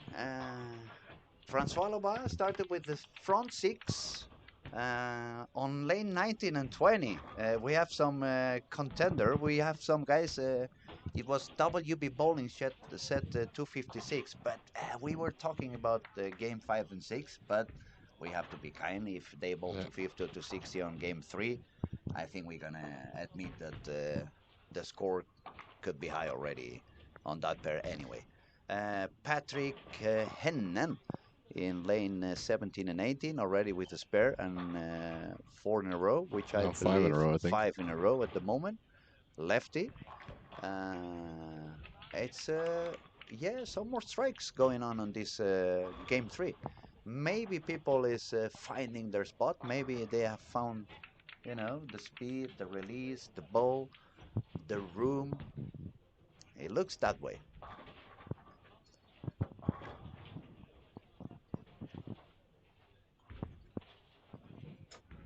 Let's see. Peter Henstrom has also got some strikes here. He's got 3-bagger, 9-spare, 3-bag. Yeah, 3-bagger messenger on the 9-pin as well. So he's currently working on a 239 pace. Sorry. And then we have a suggestion here for whenever the big technicians come by. You should multi-stream on Twitch and Facebook also. Pretty easy with OBS. To me, that is... I don't really know anything about this. I only grab the mic and I talk about what I see on the screens. But I will let the people in charge know that it could be an option, and maybe they can find out about it. Thank you very much for the suggestion. That's a job for Jonathan, if anything. Yes, yes. So whenever Jonte is back, we will let him know. He's the real technical guy with Yeah. a big screen in front of him, and 3 computers and 3 mouses and and a mixer machine. So yeah, the technician is definitely Jonte, not us. Francois managed to do the 7th it's front 7 for him. If we go all the way to, let's start from the beginning. Lane 1 and 2, we have a 3. 243 for Or- Simon. The guy sharing the rim, if he strikes out, he's going to make 230. Not bad. That pair was doing okay. Then on 3 and 4, we had the Moritz, the German guy who was already sitting with 5 over. He's got a 4-bagger, but then he missed a single pin. But still able to do 230 something. Then if we go to 5 and 6, nothing very high happening in there. 7 and 8, we have the actual leader of the squad, Dario Stene, who was 66 over, but now he's on 2 open frames. And 1, 2, 3, 4 frames of a 7 pin out of 1, 2, 4, 7. of 7. Yeah. 4 7 out of 7. So many 7s. That's why my tongue Yeah, is yeah. becoming a little bit So, busy to say. yeah, he is Then, having a tough game. 9 and 10, we have Andrew Anderson with 1 open frame but 4 in a row. So it's looking to strike out to do a high game again. Anton Anderson, who had the 5-bagger but missed the single pin. Then if we move to, I believe it's 11 and 12, we have, Yes. as you said, Peter Hellstrom with Turkey, 9 spare Turkey. Then if we move to 13 and 14, Francois Laboy just left the 4-pin, so he's not going to do a 300, but still on the way to a 279. Ryan Barnes is on 16 over with 2 frames to go, so he could go all the way to 240. No, sorry, 76, 236, that could be his max. On 15 and 16, we have Andre, the Czech Republic kid, with a strike, 2 spares, 3 in a row, and he's going to make a shot now. So let's see if he gets the 4th one. Oh, very high It's a bit speed now outside. for him. Yeah, it was a little bit too much speed, I think. He left the 210. It felt a little bit more aggressive, right? I think that was a bit too far outside, but I haven't seen his other shots, so that might just be the line he's taking. We have different views, but Yeah. it's what happens when you look at too many screens at the same time. You can lose a little bit of Yeah. information. Raymond T is making his way back on lane 16, Turkey. A spare of a split, 9 spare, and strike, trying to get the double, so going higher. If he would strike out, it would be a 260 game, and this guy is very talented, so we can expect him when he finds the line, he can strike out easily. Finally, 17 and 18, that seemed to be so hard on the first couple of games. We see Christian Ascona with the Turkey, then he missed the single pin, and we have Patrick Hennen with a 5-bagger in between. And then finally, when we get to 19 and 20, which was supposed to be also a very tough one, we have Nathan with 7 in a row. Going for 8. 7-10. This one he missed a little bit out. Yeah. You could see the ball deflecting, so that ball read a little bit too soon, and that's why he left the 7-10. That ball did read a little bit sooner. It deflected a little bit on the pocket. So the 5-pin did not reach the 7, and the 6-pin was a little bit too weak around the 10. Yeah. That's very annoying anyway, because it was not such a bad shot. Yeah, When you no. have 7 in a row, at least you say, okay, just leave me the 10, just give me the 7, but not the 7-10. Yeah, the 7-10 is usually it's an unfairly harsh penalty for a For a slight, pocket shot, for a definitely decent for a shot. decent shot. Yeah, I agree. But as you can see, we're not talking about he wasn't lucky or he was. No, it's not about No. luck. It's always about angles, and especially with today's material. Yeah. The balls are so strong that they are so different one from the other that you don't get to think about it. 20 years ago or 30 years ago, when I was a kid, we always talk about the balls. Which one hooks more? Which one hooks less? That's not the way you want to see bowling anymore. Now you want to think about which ball hooks earlier, which ball hooks later, so you can understand which break point you want to put them, so they all work on that same angle. Yeah. Okay, 243 for Simon. That puts him on lane 1. Managed to go back to the bar with 611. That's the highest score on the first 4 lanes. Actually, on the first 6. Yeah, on the first 6 lanes is going to be the highest score with 611. And And that includes Carl Eklund with 535 and Nora, she shot 206, so she's now only 2 below the par. Sophie, which was the leader with a par on the girls' part, she's having a tough game now on the way to 150, 160, so she's gonna drop down a little bit. And her sister was bowling on. I don't see her. Where's Karen at the moment? Not Oh, quite over sure. there, working on a 190, or if she doubles, 200. Yeah. So the sisters are going to be below par at the moment. And Nora is the highest girls score at this point on this squad. Um, Actually, Peter Hellstrom has a good chance to strike out for 279 here. yeah, and the same for Francois in 13 and 14. Raymond Tis could do a 260 also if he strikes out on 15 and 16. I'm gonna leave the mic over to the big boss. And Sounds good. Sounds good.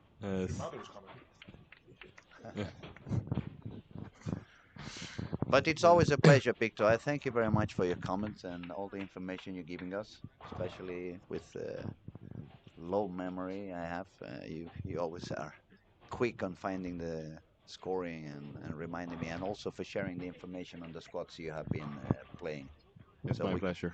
We'll keep on talking to you pretty soon, and best of luck when you bowl again. Are you bowling again today? I'm bowling tomorrow. Tomorrow. Yeah. Then best of luck But tomorrow. I am bowling a practice match today, actually. So that's why I'm leaving. Okay, that's why you have to go. Yeah. This guy's bowling every day. You're gonna get good, man. Thank you. I hope Best so. of luck. Thank you I'll see you very much. tomorrow, buddy. I'll see Take you. care. Take care. Okay, and now the main source is gonna join us. The master of the planet Olympia bowling, Mr. Patrick Backe. It's a pleasure to be with you, buddy. Thank you. Nice to be here. I actually have a little bit free time here. It seems like it's been a couple of really interesting and fun starting days here, and I got so happy when I saw this squad. I mean, I think this is it's actually close to record with entry fees already, but this squad we counted, I believe, that we are. For first, it's packed. It's 40 people playing, and that's not very common on a Monday, 3 o'clock. So we're very happy about that. Working day. So and then we were called to count how many different nationalities we have in this squad. It's amazing. I believe we are at 11. Let's see. We have Germany, Canada, Puerto Rico, England, United States, Czech Republic, Sweden, Netherlands, Denmark, some more Czech. Albania is also there. Norway, Romania, Canada. Jonte, move it a little bit down so we see if there is any other. Canada, we have Frankie, that's bowling good also, yeah. Belgium. It's quite a few. Yeah, it's fun to see that we have so many different nationalities that actually take their time and their efforts and go here and visit us and try their best in this tournament. But it's a lovely event. I mean, I was telling the guys earlier, the viewers and the listeners, I remember when I was younger, my favorite event during the year was the Cubic AMF. It always brought that kind of bonding between bowlers. You mean the Cubic World Cup? The World Cup, the one that was a single event, because you had to share a room with a bowler from another country, and that kind of forced you to become friends from the beginning. And at the moment, this is the event that has substituted that one for me. I mean, to come up here, you always meet so many friends from all over the world, bowlers that you have been sharing your career with. You met them in world championships and stuff like that, and then when you get here, you can see it not only on me, but you can see it on everybody. Yeah. The big difference, though, is that it's their sons and daughters now. Yeah, that's true. We're getting a little bit old. Yeah, World Cup was actually a really nice inspiration for me. Also, I worked on that World Cup actually 3 years as a pro shop operator and working for Cubic AMF. I remember that in Riga. It was. I was in Riga, yeah, and I was in Portugal and also in Thailand. And great events, like you said, a lot about friendship in these events, and a lot of getting to know each other through different camaraderie, nationalities. we could Yeah, yeah, say. Yeah, a lot yeah. of nice environment, not that much, not only about competition. And that's one of the things I think this tournament is so good at. It's not only about competing, it's not only about getting a PBA title, but it's everything around it. When you have the friendly golf competition, when you have different seminars, like this year you had the mental game seminar, then you're gonna have Matt McNeil doing a couple of equipment Seminars, yeah. seminars and layouts, And and Christy Jonas from Christian Canada. Jonas is going to do some about oil profiles, and Yeah, so yeah. This is actually one of the ingredients in the tournament that we really want to succeed at. I mean, of course, the tournament has to be as big as possible, as big prize fund as possible, and also really important that we have the best conditions for all the bowlers, because it's a PBA title, so everything about that has to be as perfect as it's possible. But then when everything else comes around, like I think I talked to Martin and Daniel, is we talk about when you have a big tournament, even if we pay out quite a lot of money to, I think it's to the 55th player or something like that, mhm. but it's not more going to be more than 5-10 people that makes good money. So the other 350, 370 people have to benefit in another way. So instead of money, they're going to get a good experience. Yeah, that's very important, and it's also like you mentioned here, the different seminars and golf, and we have a party and an extra one ball challenge here on Wednesday evening. It's also about meeting people. I just come from the phone with the Swedish Federation. They're going to hold their meetings here this weekend that's coming up. We had also the Swedish Bowling Proprietors Meeting. organization. They're going to hold it here. So a lot of Nice. people decide to go here, even if they don't bowl in the tournament, to come here and do their meetings and see what's happening in the bowling world and meet up with bowlers from the whole wide world. And that's something that makes me really, really happy. It has to be. It has to make you very happy because, as you very well said, I believe when you think, oh, I have to do a PBA event, I have to make everything. I have to make sure that everything is perfect. It's professional bowlers. They require some standards and so on, so on, so. But also, I believe the quality of the staff and the employees you have in the bowling alley, it gives you enough confidence so you can concentrate a little bit also on all the surroundings. You can leave your staff taking care of the lane, the machines, the bar, and then you can focus a little bit more on what you are really have been a superstar all your life, which is the public relations. You Yeah, have always been an open person, kind to everybody, humble, and you're very good at connecting other peoples, not only connecting them to you, but connecting between them. And yeah, that's one of the big success you have also in this event. yeah. I It's think more than bowling. I think it's very important that you have great staff around you.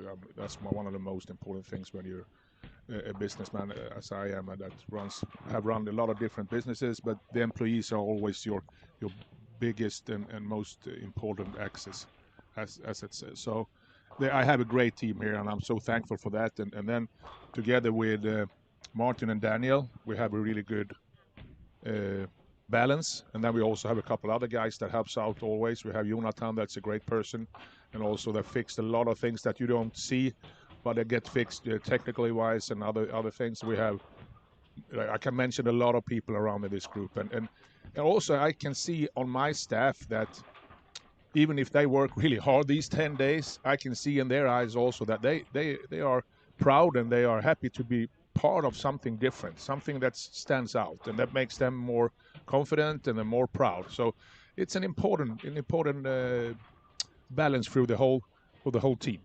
I mean, if I explain, for example, in my own experience, I think this is the one and only place where I can spend 12, 14, sometimes even 15 hours when we have four squads. And when I go home, of course, you feel the energy is a little bit lower. We're not 20 anymore, unfortunately. But you go home with a smile. You go home happy. You go home fulfilled. And I think it's because of that environment you guys created. It's some kind of chemistry, and it's wonderful. And that's why I keep telling all those who are listening and watching, if you have the chance to come up to bowl this event at least once in your life, it's more than worth it. And it's not only the alley, also the town. Helsingborg is a very beautiful town, especially in the summertime.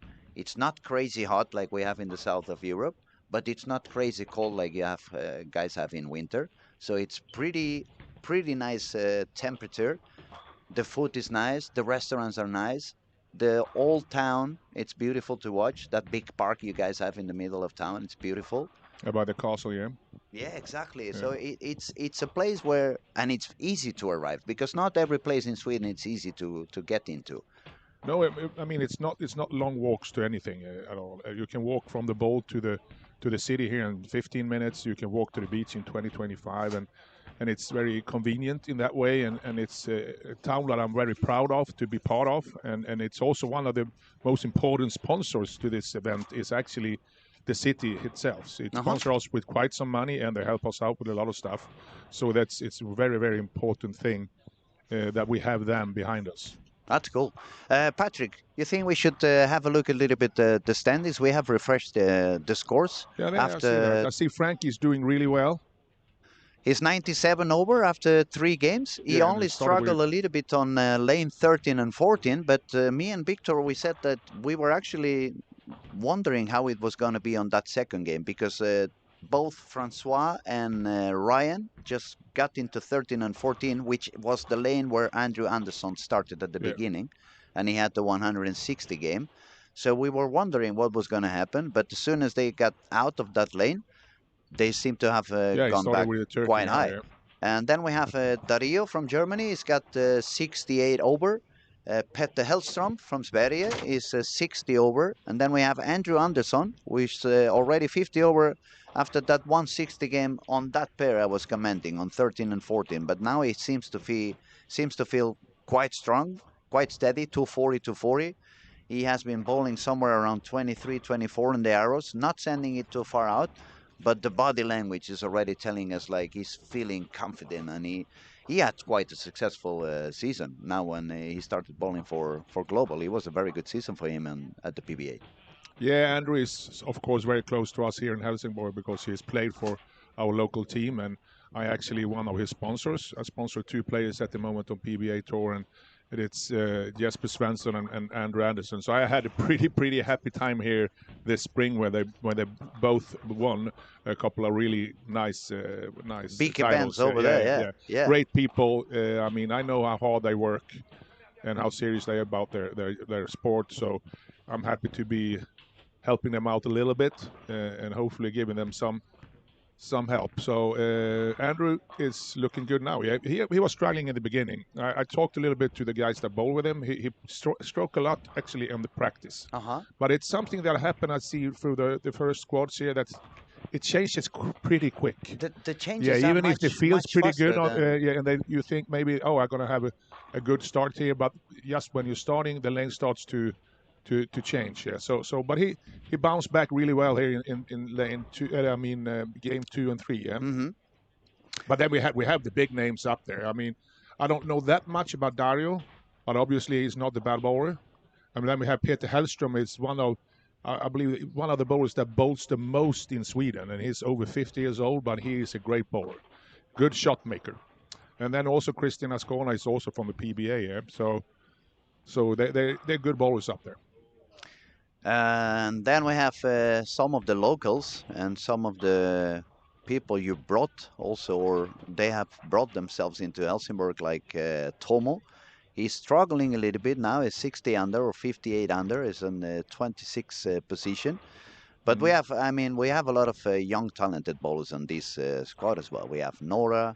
We have the sisters, the twins. The twin sisters from Denmark. We have Carl Eklund. And we have the guy from Czech Republic. Now the name has gone away. He's gonna kill me when he listens to. I forgot his Andre, name. Yeah, Andre, he bowled really well. I think it Andre. was his second squad or something. Yeah. He had a big success here also in the Youth 21 World Cup we had here in June. So he's getting there. The Czech players are improving a lot. I like that. They have a good coach. They have a good relationship with the players, and they seems to make a real run for it here now. They go to more and more tournaments. Good for them. It looks like this part of Europe has grown up a lot the last 4 or 5 years. Czech Republic, Slovenia, these countries down there. I remember 25, 30 years ago, they were even lower than we did. And when I mean we, I am talking about Spanish team, and we are always in the group of the bottom. We are never Yeah, at but the top. we see some change. And I mean, I think there was a big breakthrough with Italy actually in Hong Kong. Hmm. I believe that was in 2000, or maybe 17, 18. I don't remember. I was actually coaching there, but I don't remember the year. Yeah. But they won the team event there in the World Championships, and after that they have been really successful. They have a handful of really good players. We saw also now in Aalborg European Championship, Fiorentino Antonio Fiorentino. He's gonna played come really well. here He's as well. coming here. We have Pongolino is great bowler also. Nicola, Dario, he's another great bowler. I think maybe that's also one part that they can actually see that, because it's always been Finland is a great country. Denmark has been very successful, and of course Sweden. But we can see that if Italy can do that run for so many years, I think a lot of other countries also believe that, well, it's possible. It's possible to be. Kind of giving them the inspiration that it can be done. It I just hope so. requires a little Yeah. bit of work, but it can Yeah. be done. Yeah. All right, let's see what's going on in the lanes at the moment. We have Andrew, 5 in a row for Dario on lane 3 and 4. oh wow. Started with the front 5. Then we have on 5 and 6 Nora Turkey split double. So she's really working on trying to stay above the par. As I was talking to Victor when we compared the squad that Emma bowled yesterday, she had 76 over on the first 2 games. But Yes. then when the transition showed up, it was a little bit tougher for her to get the ball to work properly as she was moving deeper. And but we said probably for Nora is going to be the opposite. Probably for Nora, when she moves in, she's not going to feel that uncomfortable. She's got the power, she's got the reps, the ball's going to work for her. She's going to get the pins to fly anyway. It doesn't matter how deep you move her. So I'm kind of waiting to see what goes on by now that transition is actually here, right? We are on 4, 5, 6, the last 3 games of the squad. Obviously, the fresh, it's gone. The pattern is no longer what the machine did. Now the pattern is what the bowlers are doing with it. And it's going to be interesting to see how she manages on that. And then the PBA guys, they have spread a little bit around. Andrew Anderson is also on 5 and 6. No double Yes, yet. it's like even. No doubles. No but doubles, no opens. open frames. And then Ryan and Francois, they were playing together. But I've lost them. Ryan Barnes had some problems this game, unfortunately. He's Which lane are they on? Oh, there, 9 and 10. Yeah. 9 and 10. And after that, Turkey, Frankie also ran into some troubles with Couple 2 of splits. splits. But strike again now, yeah. But that's what we're seeing. We're seeing this first 9-10 squads. It's very easy to get into troubles. And I talked actually to James Blomgren, that's one of the best bowlers here in Sweden. And he shot like, I think it was 80 over. The last squad he bowled here before he went back home. He's going to come back later this week. And he said, when I had it, it felt really, really good. I shot 270 and 250. And it felt like, oh, this is going to go really high. But then the other games, I had a hard time shooting 190, 2-0, because it was struggling. So it seems like the people and the players that can, take the chance when it's there, because the lane is going to have changing moments quite a lot. But when you find a good line, you better strike, because when you move lane or later on, it could be in one night, it could be a good game instead. I guess it's a little bit what you said before when you were talking with the guys who were doing the warm-up with Andrew. Yeah. The lane changes very quickly. Yeah. So you really have to stay sharp, eyes open, notice when that happens, and move or change ball, or both. Move and change the ball quick enough so you stay away from that big change on that position you were standing. And if you don't find something comfortable, make sure you make your spare, so at least you don't go for 150 game. Try to survive on a 190, so it doesn't really cost you that much. Yeah, that's important. And and keep the ball as much as possible in the pocket because it's easy to split what we can see, but especially when the mid lane overreact, or if you get the ball a little bit too much out to the right, it's easy to go with that 110 or 210s. And for us, I mean, if you guys like the numbers and you want to see it, not because we are saying it or just because it's a matter of faith. If you look at the game by game, for example, Francois Loba 235, 195, 267. Peter Hellstrom 174, 228, 258.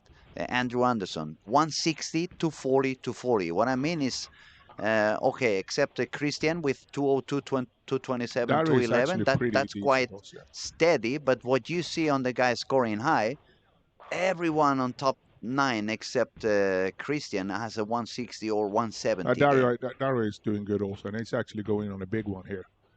So that's key. I didn't see the game 3 from Dario that much, but it's a 202, and if that's your lowest score after 4 games, you're doing good. You're doing sign good. right away. You sign right away. Let me ask you, since you're here, are you going to bowl any squad? No, I haven't bowled actually any year in this Storm Lucky Larsen Masters. The first couple of years, I had some thoughts about doing it, but we were actually, in the beginning when we started this here in Helsingborg and Olympia, you were so many things to do, so many things to make sure that it was working. So I felt like my brain was somewhere else, and I had to be, always concentrating to see everything functional.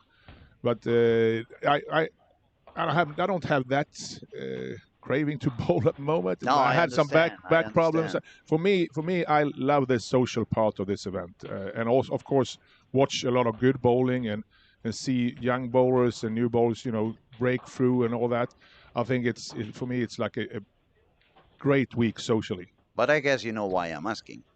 It's because the way I see the lanes are moving and the line that is more playful, if this had been for 10 years ago, I would probably like this. That's what I mean. Yeah. I mean, I remember when you won the Danish Masters.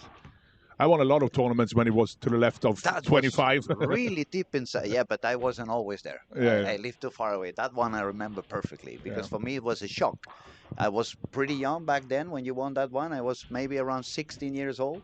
Something like that, 16, 17. I haven't been gone out of Spain very often. I played a few tournaments with you, Thomas, Bowman, etc. But it was never one of those reverse blocks like it was on the Danish Masters. So the fact that I could see you throwing the ball on the 6th arrow, it was the first time in my life that I could see somebody bowling that deep inside. So of course it caused an impact in me that I still remember today.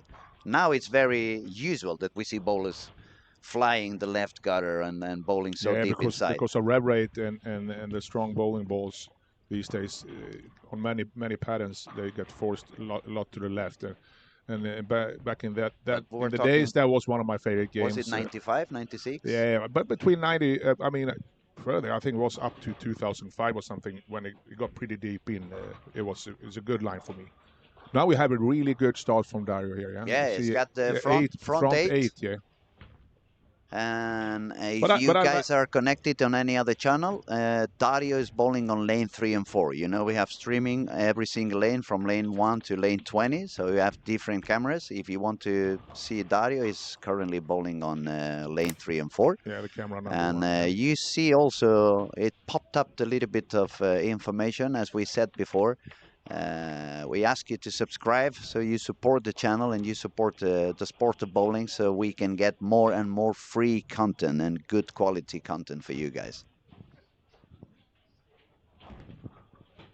But I like it also because last year it was a little bit more outside line that was the most beneficial, and this year we see that it starts probably like 15, 17. Inside, yes, yeah. And this is also a goal that we have. I mean, mostly of the sports part is Martin, and of course he works together with Kegel and discuss what we're trying to do every year. Of course, it's going to be challenging, and some years it's going to be a little bit higher, and some years it's going to be a little bit lower. But we want to have different challenges, not the same every year. So I think we are successful so far. Then we see what's happened the more they bowl, because we learn that a lot like this squad. It's a lot of bowlers. That's the first squad. Mm-hmm. So they might try something that they won't try next time they bowl. So because now you're paying, like if you're moving to a lane where someone has been trying something the first game or 2 games, especially with the practice, It's going to affect you a lot. it's going to affect you a lot. So I would guess that it will become even deeper inside the further we go the week. But maybe it's going to be that more people is starting at the same place. Same place. So the lane might be a little bit more predictable. Yeah.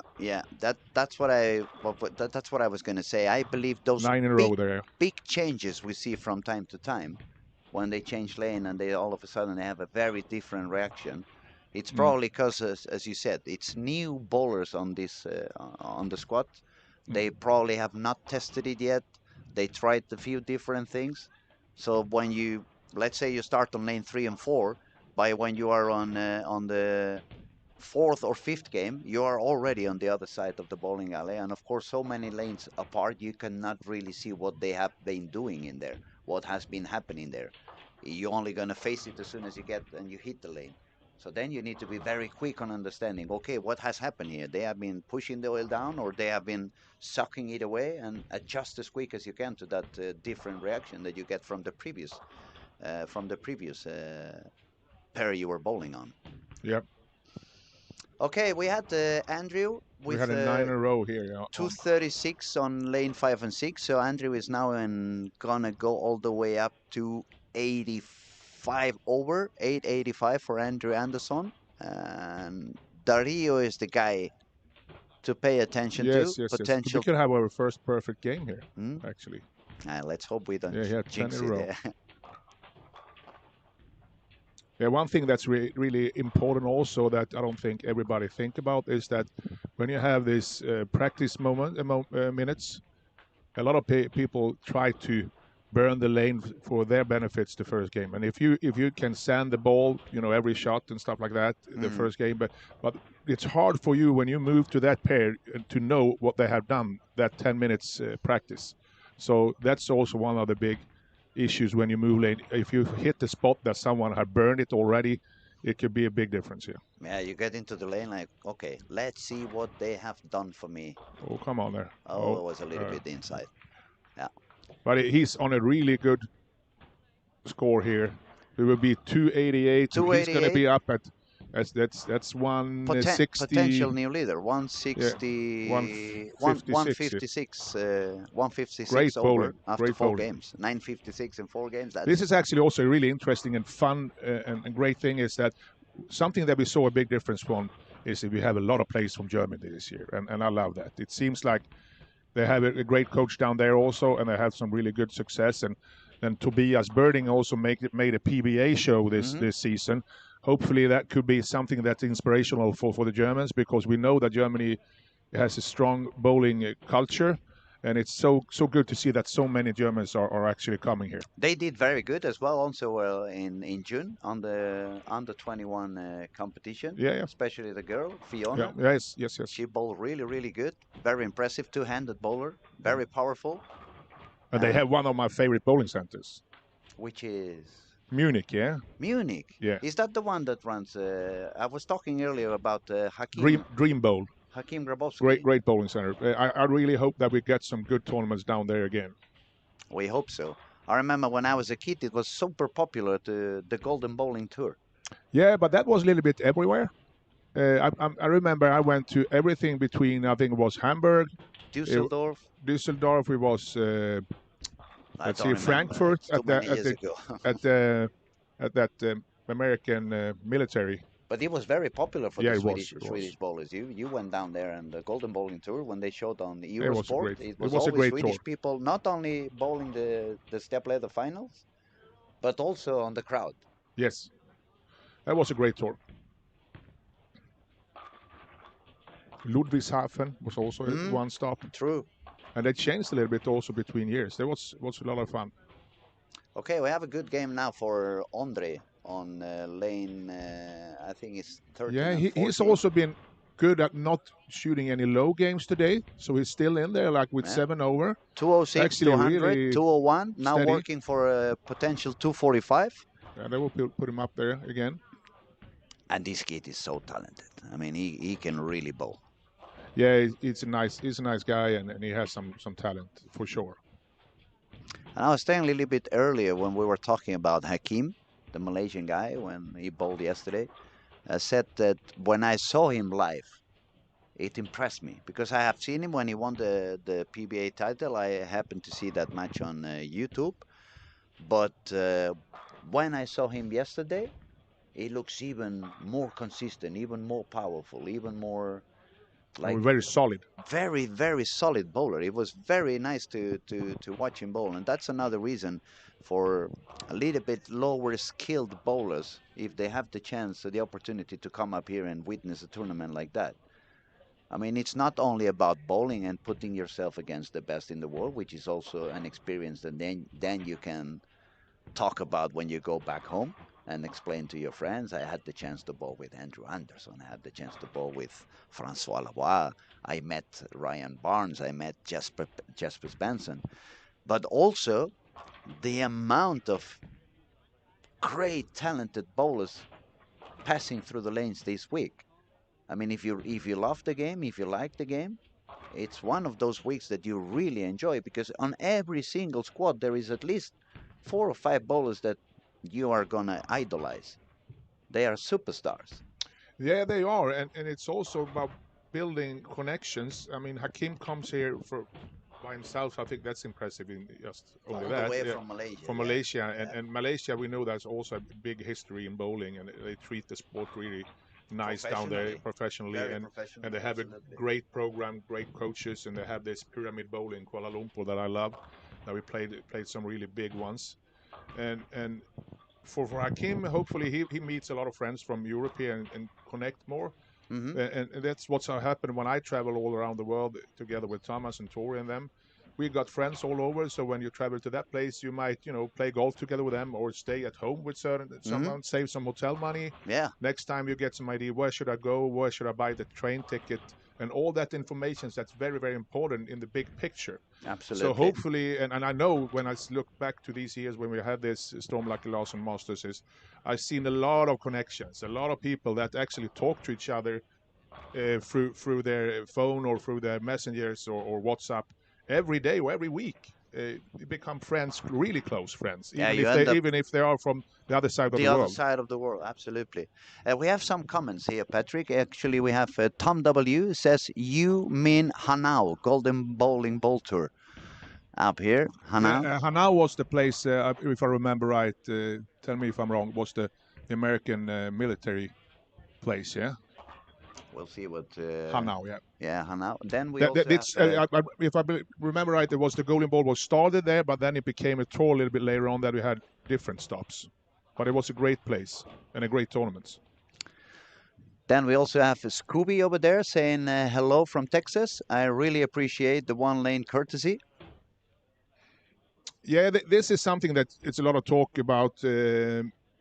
In Sweden, we had some issues in league, and we had some issues also in some tournaments where it drag out, the time drag out a lot, and it's something that some people have tried out with a two lanes courtesy, and someone doesn't get ready in time and so on, and the unfortunately often is the player that doesn't keep pace is the one that's benefiting because that's the only one that can't don't have to wait. I agree. And I know in on the PBA they have the other system that a little bit more complicated that maybe not perfect here with European bowlers and international bowlers.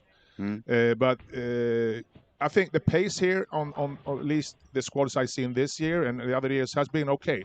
We've never been delayed because of that. So, and I've seen also when we had the big championships now, I remember I think it was, both World Championship, we only had one lane courtesy, and it works. As long as people get used to it, it works. I don't think anyone would need more than one lane, actually. If anyone needs more than one lane, they can buy those things that we put on the horses. Yeah, but I mean, so of course, you work have to straight. be polite to each other. If I'm sparing the 10 pin and you're playing the first ball, of course I can leave you two lanes. I mean, it's more about respect, of course. It's more about being polite, but keep the game agile. Exactly. Don't slow it down too much. And I also believe that it's very important to don't go around and do nothing, and then when it's your turn, then you start to take Yeah, the ball, yeah, or then then you it's when start it to drink makes. your soda. I mean, get ready when it's your turn, just go. Yeah. But I must say, up here in Sweden, you guys bowl really, really fast. That kept my tongue out when I bowled the Swedish National League. So we have Tommy W says yes, military camp. So he confirms that. Oh, cool. Then we also have Amir. Someone said Malaysia. Yes, Amir, we said Malaysia. We have Hakim bowling in here. It's actually, like I told you, that's one other favorite bowling center is that Pyramid Bowl in Kuala Lumpur. I would say that Dream Bowl Munich, and if you have you guys that's on the chat, what are your bowling What's your center? favorite bowling center? Bowling center. Yeah. Don't say Reno. Everybody says Reno. Also, Sealans had said, say hi to Christer from Torbjörn if he's there, and to Martin also.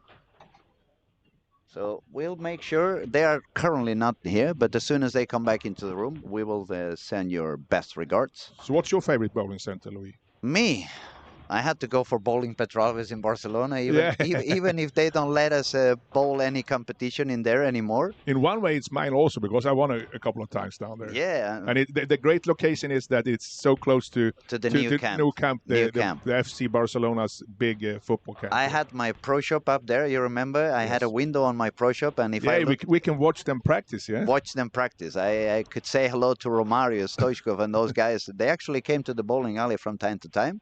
We got some friendship with some of them. And a funny story, when Stoichkov was coming a lot to the bowling alley, I got good friendship with him. We bowled sometimes. And the year that they signed Romario, he brought Romario into the bowling alley. So he introduced me to Romario. That's big names. And Romario, I said to him, Romario, autograph. And he goes, yeah, absolutely. So I grabbed a pen and a paper and I said, for Romario from Luis. And I gave him the paper. And Stoichkov was laughing for like 10 minutes. Romario didn't understand what was going on. So, yeah, that was a fun story from back in the day when I had hair and I was a young kid. And yeah, but it's a great location of that bowling center. Like I said, it's like a sports area. They both have the handball and the basketball courses also there. Yeah. And for me, I have to say it's also my favorite area because bowling alley, because they did a very big event every summer. And when I was a very little boy, I started seeing real bowling when that tournament was happening. And now I'm talking about early 80s when I was 3 or 2 years old. Yeah. I remember Mats Karlsson bowled there a couple of times. Åsa Larsen came to bowl there a few times.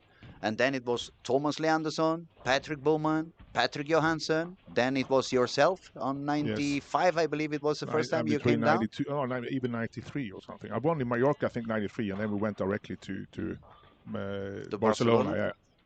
Yeah. We had that flight, 20 minutes flight from Mallorca. 20 minutes flight, yeah. 20 minutes flight. But what I mean is it discovered real bowling to me.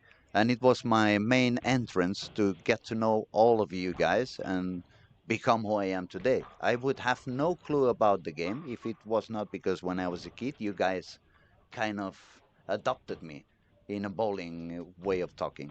If you, Thomas, Bowman, if you haven't brought me up here and said, okay, you have talent, but you have no clue about the game, we're going to start teaching you. This is going like this. And that's also one of the things I think most inspirational for me was that I can actually travel also, because that was my biggest hobby when I was younger, was to travel and do the two things that you love the most, to see beautiful places and different places and meet other cultures, and at the same time bowl tournaments. That was just like a dream life. Unbelievable. We have a few answers. We're going to answer everybody, and then we're going to talk quickly about the scores. Tom W says 52 lanes Dream Bowl Munich. Yeah, that's from the one I'm past talking about. That's Las a great Vegas. center.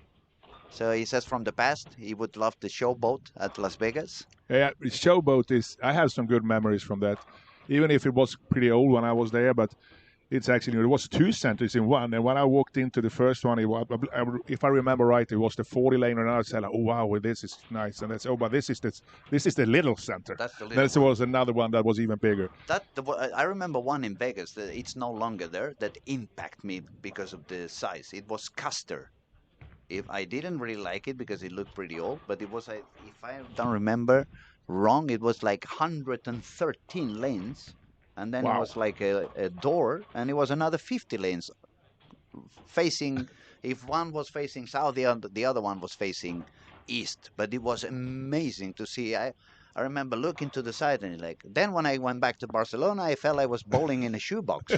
Yes, For that's true. 14 lanes felt Yeah. like, oh, this is very small now. Yeah, I grew up in a bowling center that had 12 lanes, so for me that was like to get into a Coming back totally from those different world. places. But I heard stories about Japan. Japan had like some really big ones. I don't know if they still exist. Maybe someone that in the chat knows about them. But for sure, we had some great. We still have some great centers, and we also have a lot of memories from the ones that's unfortunately had to close down. No.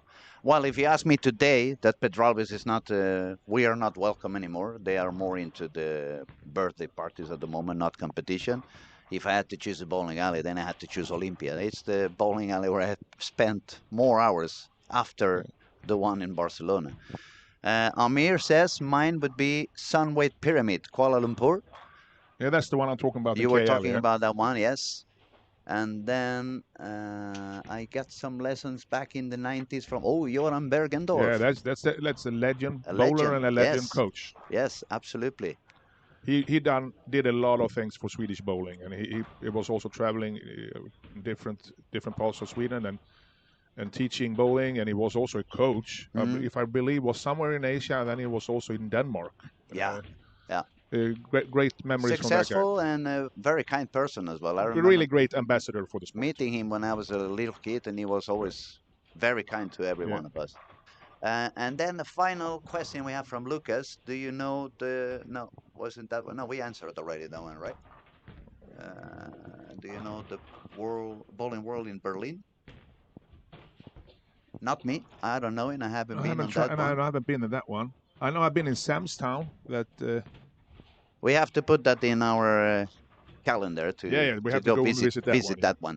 All right, let's go back to scoring because we are getting lost in so much chit chat. Dario is currently leading this squad with 954, which is probably the highest for start. And now we don't have Victor here, so we can't far. say it for sure. But I can't remember that we've been that high I after don't think 4 we had games, that high so far. Then we have Francois Labat with 110 over, 910. Andrew Anderson, 885. Peter Hellstrom, 863. Moritz from Germany, 842. Nathan, 842. Linus, 828. Anton Andersson from Sweden, 821. Simon, Czech Republic, 816. Andre, 815. Andre has not yet had a very high game. Everything is so steady. Over par, 206, 200, 201, 208. Melvin, 805. That's the opposite case. 160, 230, 230, 170. That's more what we see. But that's what we've seen through the first 4 days. Yes, and if we look at Raymond, he has jumped back. It's already almost at par, but he started 154, 166, and then 267 to 11. So we still see a lot of ups and downs. For example, for Christian Ascona PBA from Puerto Rico, 202 to 27 to 11, 148. And these kind of big drops, it has to be, as we said, because the lane changes very drastically. All of a sudden, when you change pair, you can find something very different from what you were doing right before. And unless you find the right solution, it can become very tricky. It's very little room over there. So if you don't find the spot right from the beginning, it can drop down very quickly. Yeah, I think that the good thing with this is that the stream can tell the truth a lot better than the scoring online.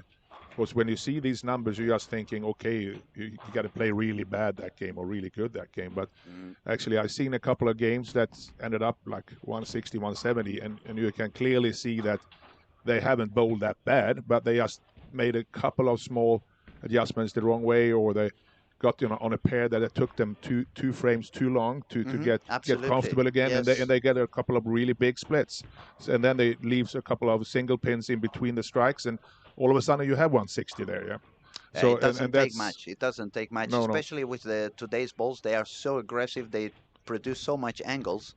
When you hit something a little bit out of the angle, you quickly get a 5, a 4, a 6. If you get that after a strike and you get like 4 and 3, one of those big splits, then it takes away 40 pins in one single frame. Yes. Yeah, we have some other bowling centers here. We have Sarpsborg is nice in Norway. I agree. It's a nice center.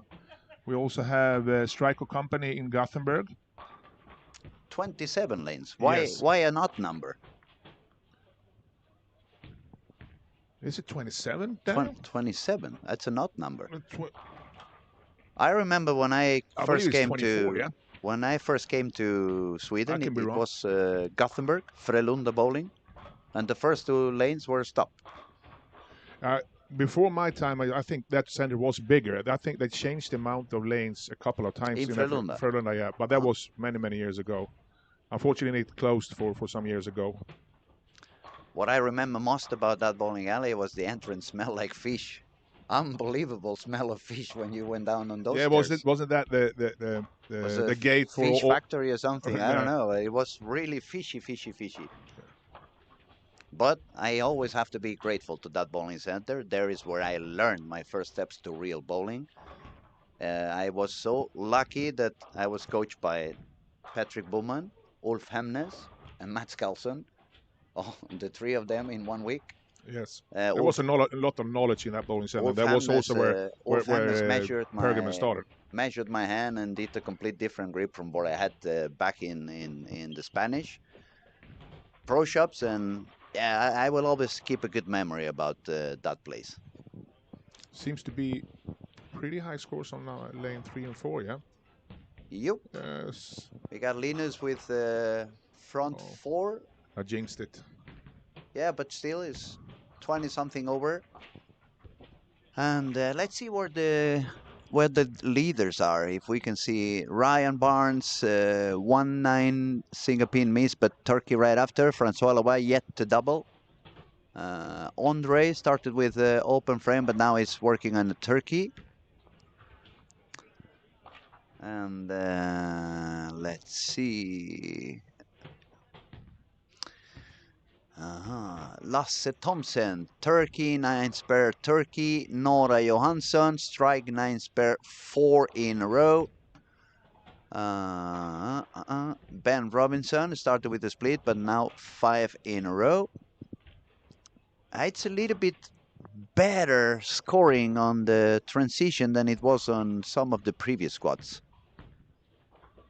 They are bowling really deep inside, some of them, and the problem is when you get too deep, if you miss a little bit left, then you don't find more oil, you find a little bit less oil because you are going already into the lefties area.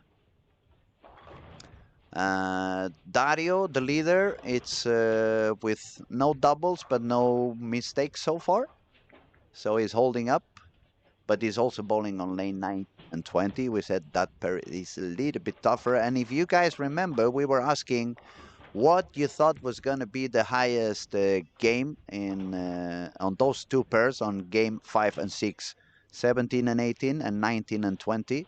17 and 18 we were asking because it looked a little bit hard at the beginning of the squat, and 19 and 20 because for some reason it seems to be one of the toughest parents during the week. We actually had some stats there. I don't have it in front of me now, but this has changed a little bit depending on what pattern we are at. But normally when we play league here, normally actually 17-18 is a pretty good pair. We had some, for some years ago, the 20 was more hooking. It's still hooking more for some players, but not as much as it used to do. We fixed the lanes a little bit here for a couple of years ago. You fixed the topography? Yeah, but it's also something that's really weird, Louis. You know, we've been in so many different bowling centers, and it's often the end lane or the starting lane is it's always a little bit different. Or if you have a pole like in the middle of the center, the ones that get close to that, it seems like it's hard to get the lane perfectly. I don't know why the reason is, but it could be the heat on the wall. It could be the weather affecting that part of the... It's like when you're sitting home. It's not the same temperature exactly when you're sitting in the sofa in front of the TV or when you get to that room that it's not used that often. I mean, even if you have the central air condition or a central heater, it's not exactly the same temperature in all over the apartment, and that's we're talking about 60 to 100, or maybe if you're very rich, 200 square meters. In a bowling alley, we're talking 2,000 square meters. So Nora got lucky there. Got a Brooklyn after a string of strikes. it's Yeah, that's true. It's a lot of things that affects the lane pattern, of course. Especially like I talked about before. What do the players do through practice, or what do they do the first games and the games before you go there? We have different temperatures, humidity, different oils, different surfaces. So it's a lot of things that make the changes. We have a commentary here. Frederick, he says, take a look at Ben Robinson throwing it straight far out the lanes. I just saw that. That's an interesting thing, and he's also striking. So, let's see, what was his score before this one?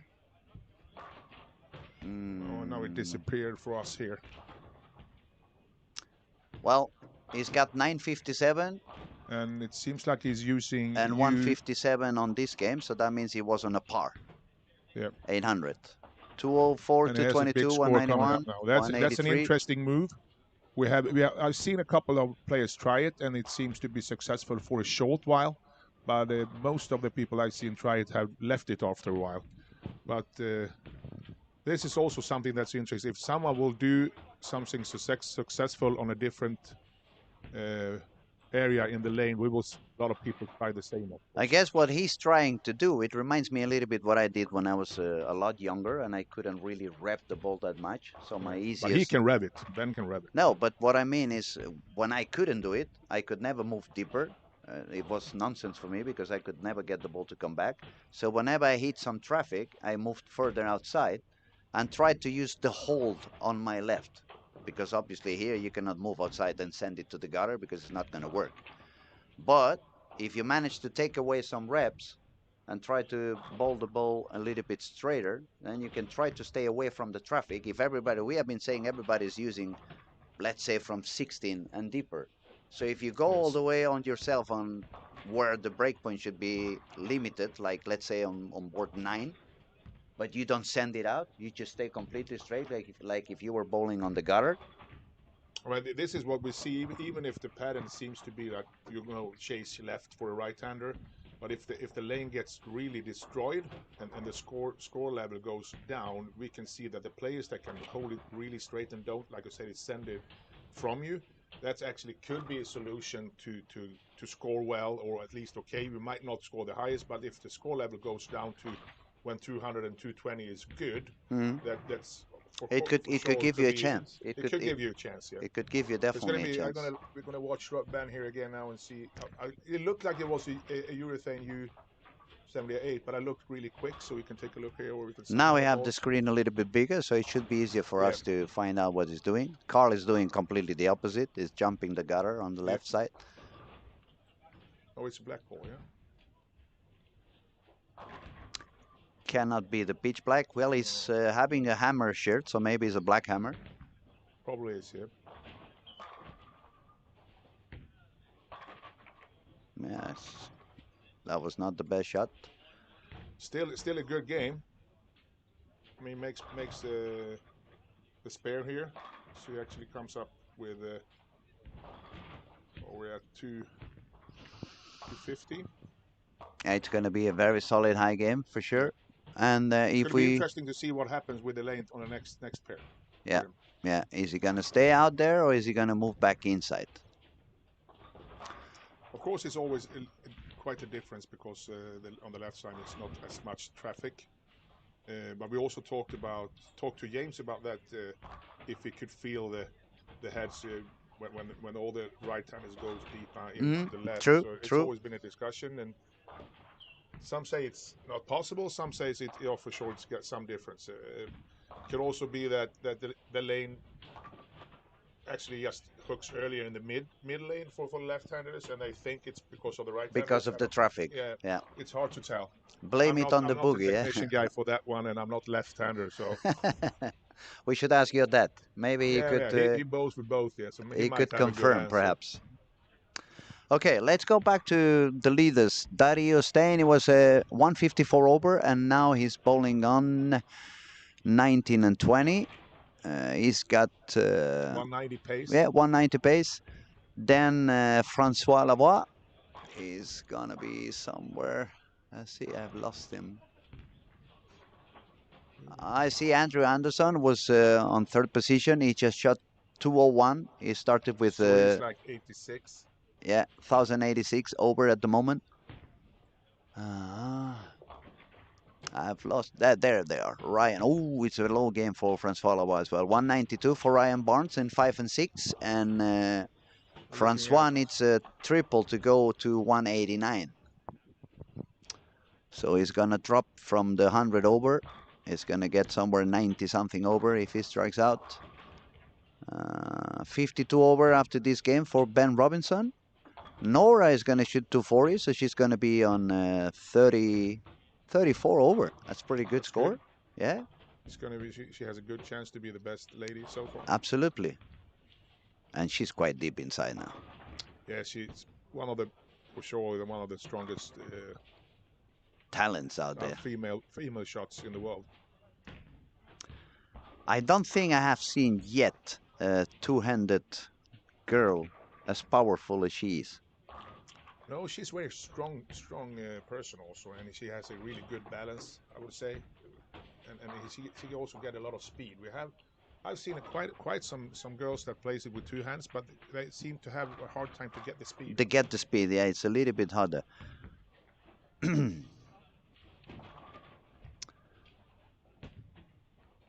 It's a big difference, though, between the people who are really still fighting to get 80, 100, 60, 70 over, and those who are lost a little bit their way, then they drop down a lot. It's a lot of 800s. Even a few that's going to be short to 800. So, as we said from the beginning, it's a very demanding pattern. It requires a lot of concentration. It requires a lot of focus. You cannot really let go, because as soon as you let go a little bit, the lane is going to make you pay instantly. If you lose your focus or you lose your concentration and you start not even trying, and it's going to become very, very, you're going straight to hell. Yeah, I think it's two key words will be, you have to have patience and also confidence, because even if you see your score going down a little bit, you still have to believe in your decisions and make good shots, because otherwise it's going to be easy to go way down in a game or two. Yeah, so you have to make quick adjustments with a good shots, so you can get back in the games, because we see also, even if you start a game, instead of that turning out to 150, 160, save it to 195. That might be even more important than to shoot that 240, 250. Absolutely. Okay, now we are pretty close to get to the end of the fifth game. We will refresh the scores in 2 minutes, 3 minutes more or less, when everyone's done, and then we'll give you a real report on what the standings are. And if you excuse me 1 minute, I'll be right back. I'll let you talk to Patrick for a second. I just need a minute. Yes.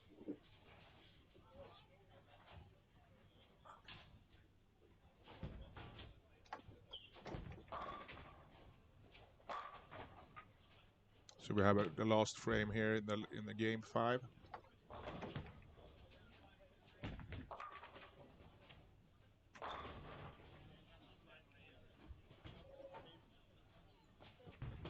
Ben Robinson 252 in the end. He's paired that 7. So he is doing well from the outside on the left side. So that's going to be interesting what happens there for him in the last game. Maybe he's going to start a new trend here with finding a straighter line further out to the gutter.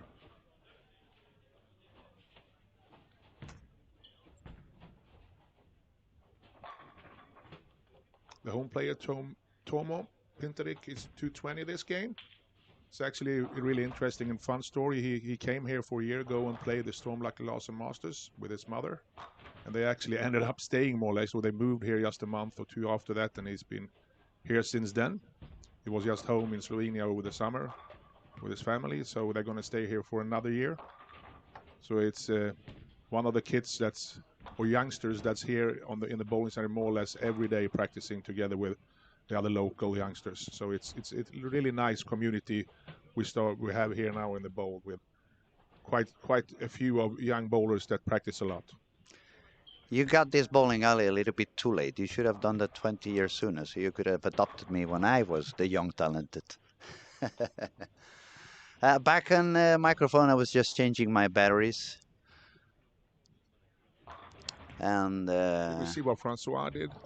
it was a low game. It was quite a low game. Didn't see what They he did in the were last frame there, though. they're gone from my site. I had them, but I don't see them anymore.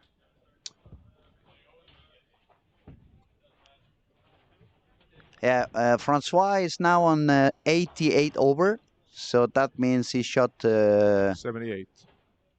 yes, 22 pins drop, so 178. This is what we see in a lot of times these first 4 days. Some people get out of the gate pretty high, and then they struggle in the middle or the end, and then they have the opposite way when they have people struggling in the early games, and then catch up. But it's hard to get them together and shoot the high scores. And we see Linus and Linus Schroeder and Peter Hellstrom. They are making a comeback, getting higher and higher. Linus is now with 71 over after a 243 game on lanes 3 and 4. And Peter is bowling with him also on lane 3 and 4, working on a 234 to go all the way up to 101 over if he strikes. Yep. 10 pins, so 103 over. But that is a pretty high scoring. It seems like 3 and 4 has been a little bit more scoring. Friendly. This squad is a little bit more friendly. I've been told by the local bowlers that 13 and 14 seem to be the longest lanes. Could it be right? I think they have the same length. Oh, you know what I mean. They play a little longer than the others. Normally, we feel a little bit in the league that's 13 is a little bit less hooking. But for the reason of that, a lot of people knows that they sand the ball even more in the practice. So sometimes when you come there a couple of games later, that's actually hooking more. More than, so that's because a lot of people get all the knowledge and they adapt to that, so they can actually change things to the opposite direction. So we see here we're going to get scores here in any second, I believe. It's going to be interesting. For what I can see on the naked eye, Peter Hellstrom 96 over, Andrew Andersson 86 over, Linus Schroeder 71 over, Francois Lavoie 88 over, and Nora Johansson 33 over, Ben Robinson 52 over. And that is 11:32. Yeah, that's Moritz, the German guy, 59 over, still holding over there. Nathan 34 over. Yeah. There we go. And Dario is even after 178. So both Dario and Francois had a very low game now. 178. Well, very low for what they were doing. But Dario is still on the top with 132 pins over. So if he shoots to 50, he's going to be the new leader of the event. Yes. And he had a couple of high games.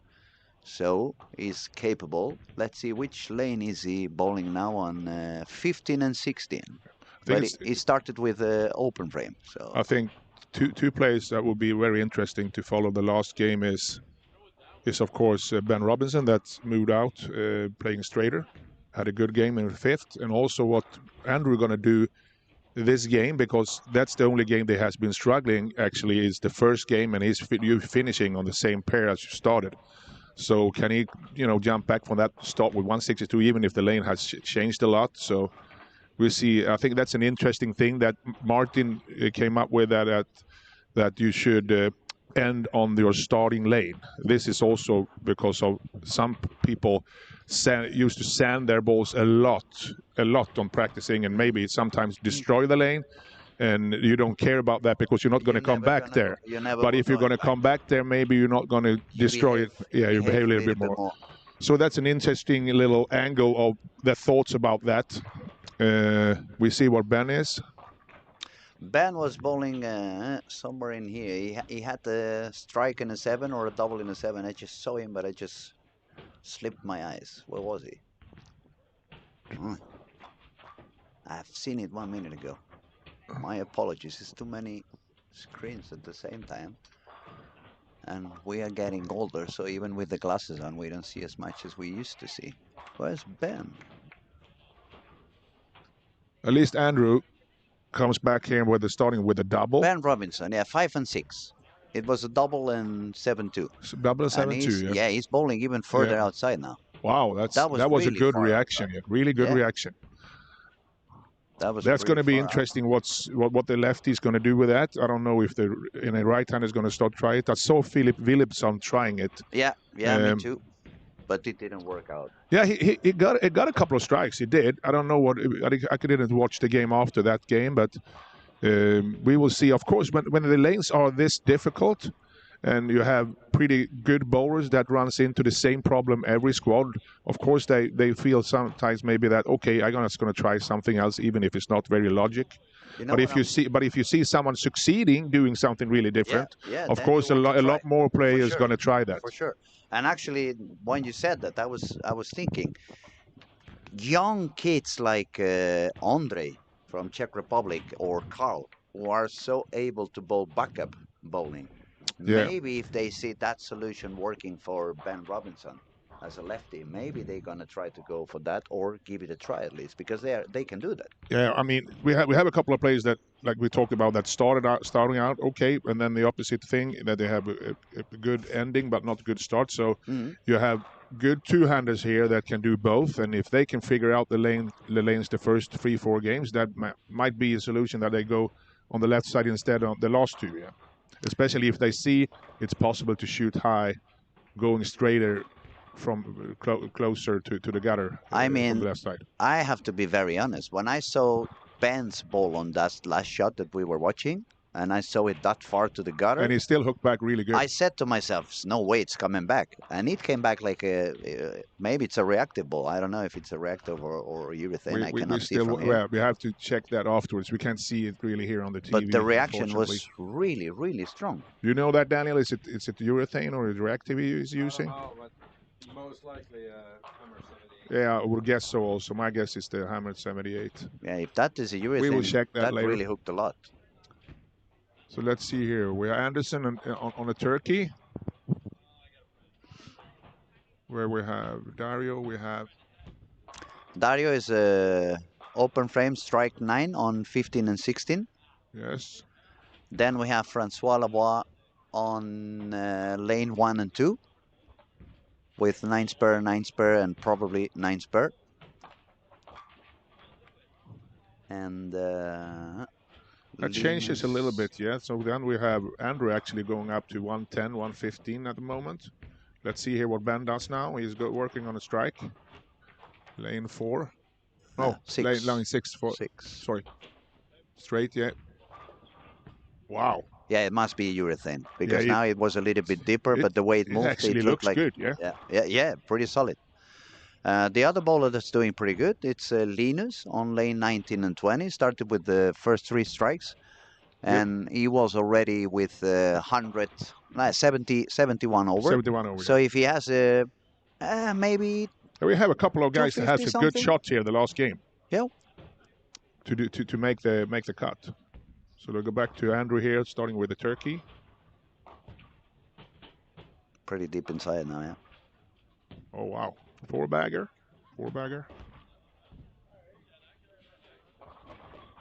So he's at 125 now, around?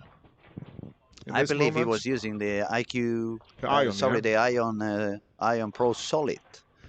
That ball looks pretty versatile.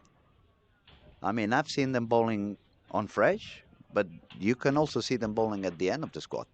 I don't know much about the ball, but I saw Carl using it in the PBA regionals here in Stockholm for a couple of weeks ago when he won with it, and he likes it really much, and it looks very predictable when he used it there. You think they finally got the substitution for the phase 2? Yeah, it might be so. I mean, that's been a benchmark ball for a long time. They have been trying hard to get the new phase 2. Let's see here now. Ben is just 4 pins over, but that makes him. It still needs some strikes, but it's an interesting move that he does here. in the lane.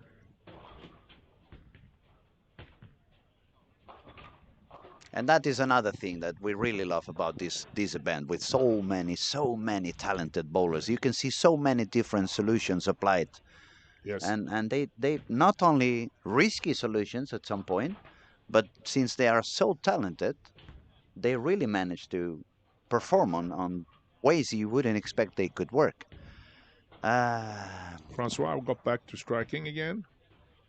So that makes him, he's not in a double, but he has a striker to work on. We already have Peter. Peter is at 1920 yes. with Linus.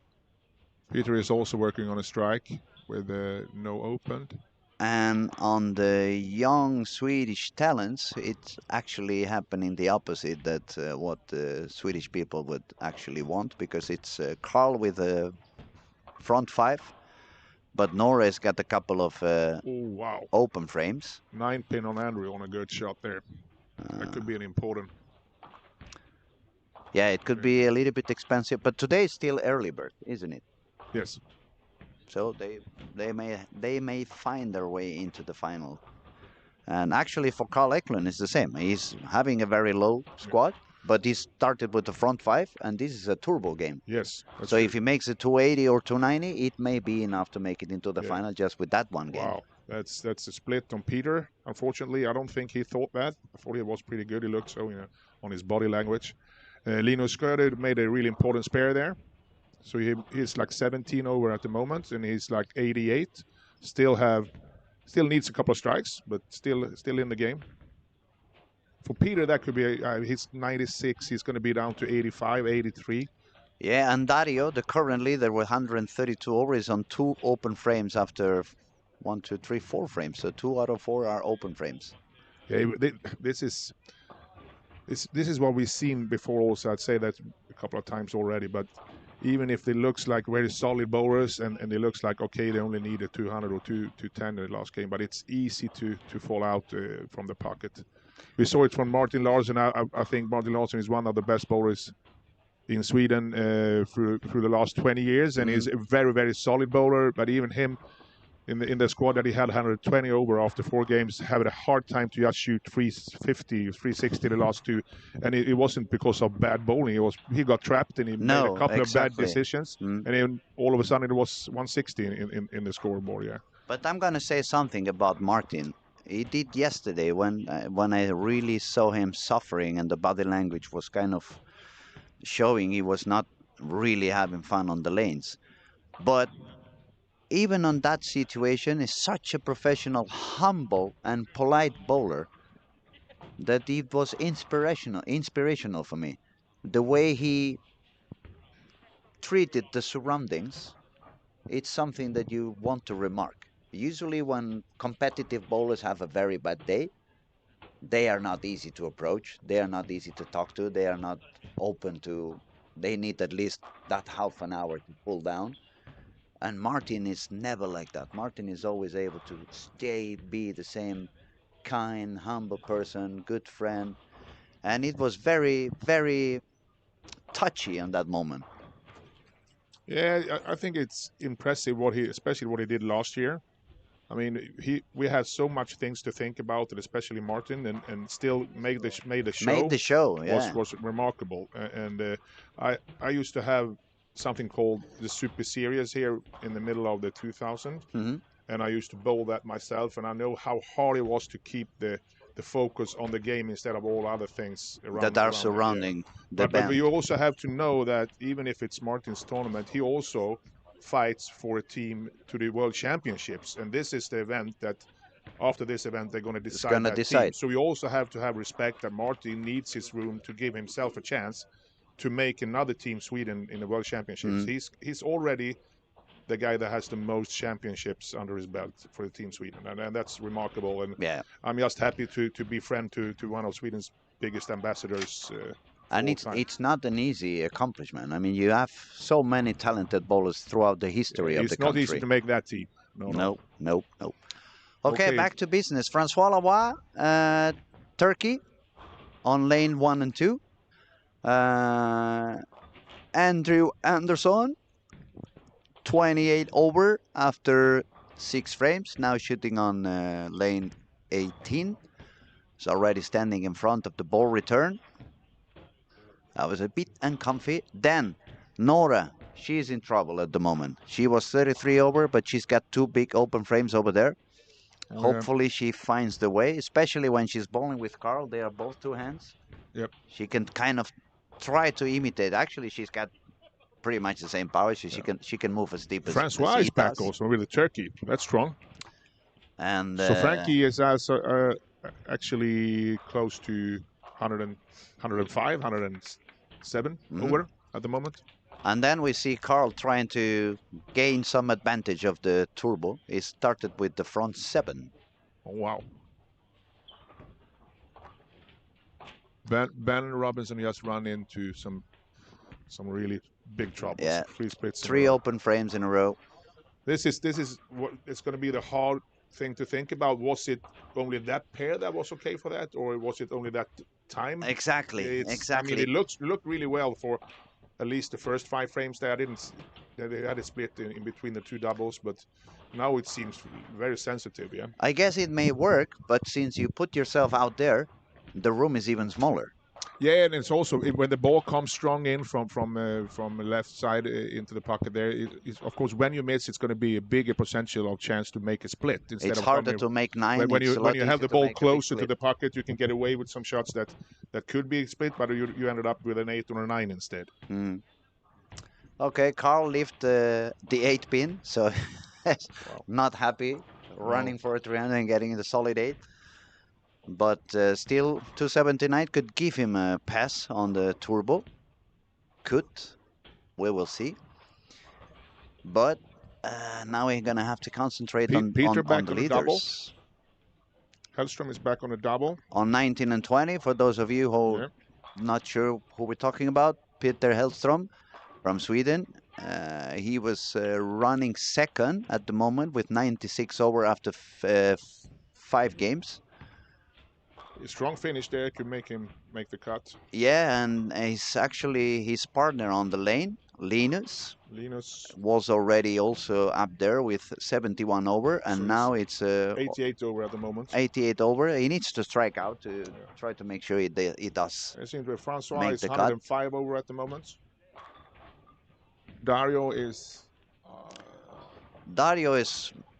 managing to survive. He started with an open frame strike split on 15 and 16, but now he's got a full bagger. So he's really coming back. So he's back on 137 or something. Yeah, now he's back on par. He's actually 5 ahead, 5 over on this game. So that would put him on 137 over. If he makes a couple of strikes extra, gets into the 10th frame, he would be on number 2 spot. Yes. On the tournament. He has a great opportunity. Also very, very strong to get back after that wobbly start this game. And Nora, she just got the split. Oh, she's going to be in trouble now. She's on a pace for 150, 160. So if she strikes out, it's going to be 181. So she still would be above the par. And she would be on 2nd position in girls because Emma had 27 over, I believe it was. I don't remember something like that. Yeah, I saw now Peter didn't get the turkey, so he's. I don't think he can reach the numbers that he need. He actually has the plus 50 also when I think about it. So he has another opportunity or another gateway, like we call it. So he's going to take the spot of Martin Paulson. Yeah, probably. Which was probably the leader at the moment on the 50s category. Or if it was Oscar. Andrew is working on a strike. This is going to be an important one. And Dario, let's see what he does. He got another one. Wow. Yeah, Dario is impressive. On fire. Impressive. That's a big, strong comeback. Yeah, he can actually go from just losing it all, or instead being in the top more or less. Yeah. Let's see here. If he strikes out, Louis, then we are at 235. Then it's like 67. 67. He would be right 10 pins short to Hakim, the Malaysian guy, the current leader. But he would be 2nd, so it would be right after, right in front of William Svensson. Yes. Which is currently on 2nd position. Yeah. And the funny thing, it would be that the two leaders, if Dario strikes out, the two leaders of the event are single-handed, not two-handed. Yep, that's true also. So there's important thing here. Let's see. If Peter Hellstrom strikes out, that's 34. That's like 24. He can reach, 13, 20. That's a good number, especially for the plus 50. Yes, yes. It's going to give him A good opportunity. a very big opportunity to go in. So Andrew is important what he does now. Francois spared, so he's at 12 over. So Francois is at 100 over exactly at the moment. Interesting finish here, yeah. Yeah, it's very interesting. Actually, I would say it's probably the squad that I've been doing on the streaming that has been more successful in the last couple of games. Yep.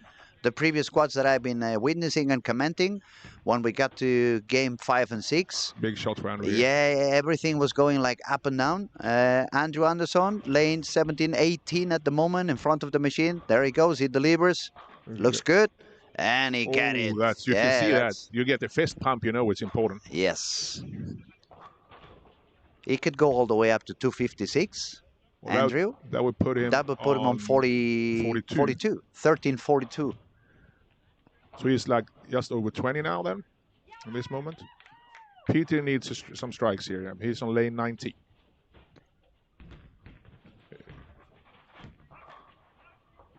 Oh, he got a strike again. Oh, that was a nice one, yeah. Wow. Bringing the 9-pin forward. That's impressive. The Germans have some bowlers here. Great finish. Yeah, because we have Dario on top, we have Linus on top 5, and then we have Moritz on the 6th position. Yes. So 3 of them on the first 6 spots of the squad.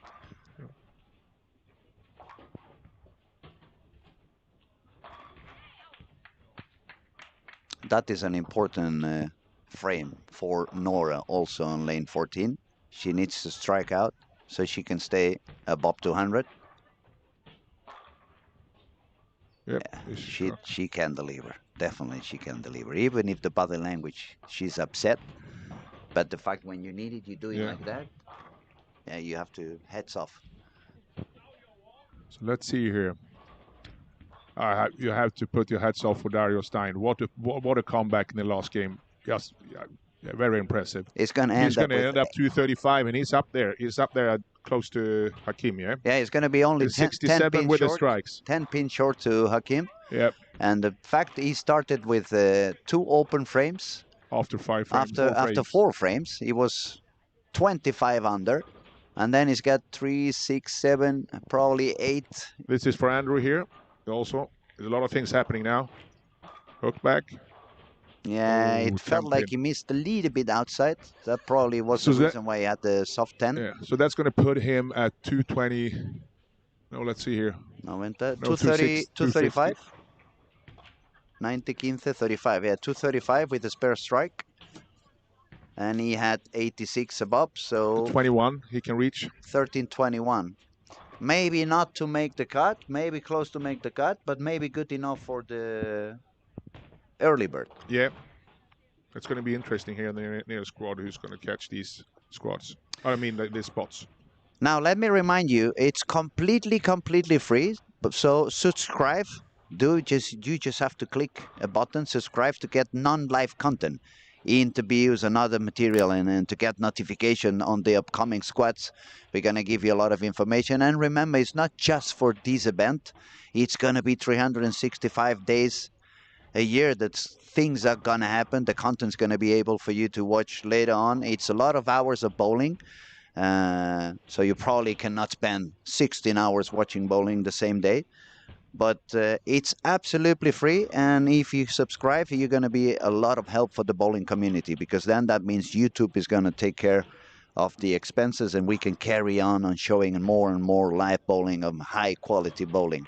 So jag kan inte prata engelska. Do us a favor and just subscribe, yeah? Thank you for helping. Thank you for helping. We had finish here now also on Francois 212, so it's going to put him on exactly 100 over. Peter Hellstrom is fighting like he always do. He can reach 224, and that's a good score for the plus 50 for sure.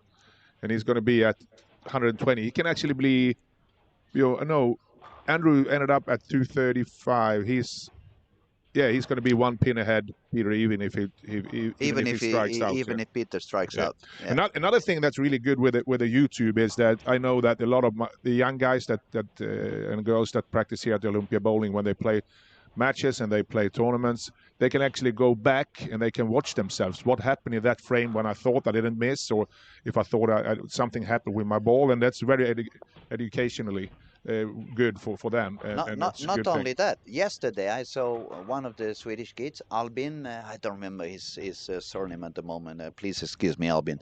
Lefty.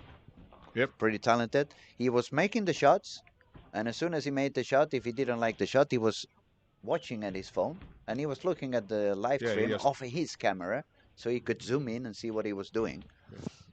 It's very useful. And if you do that together with Lane Talk, I would say then you have good tools.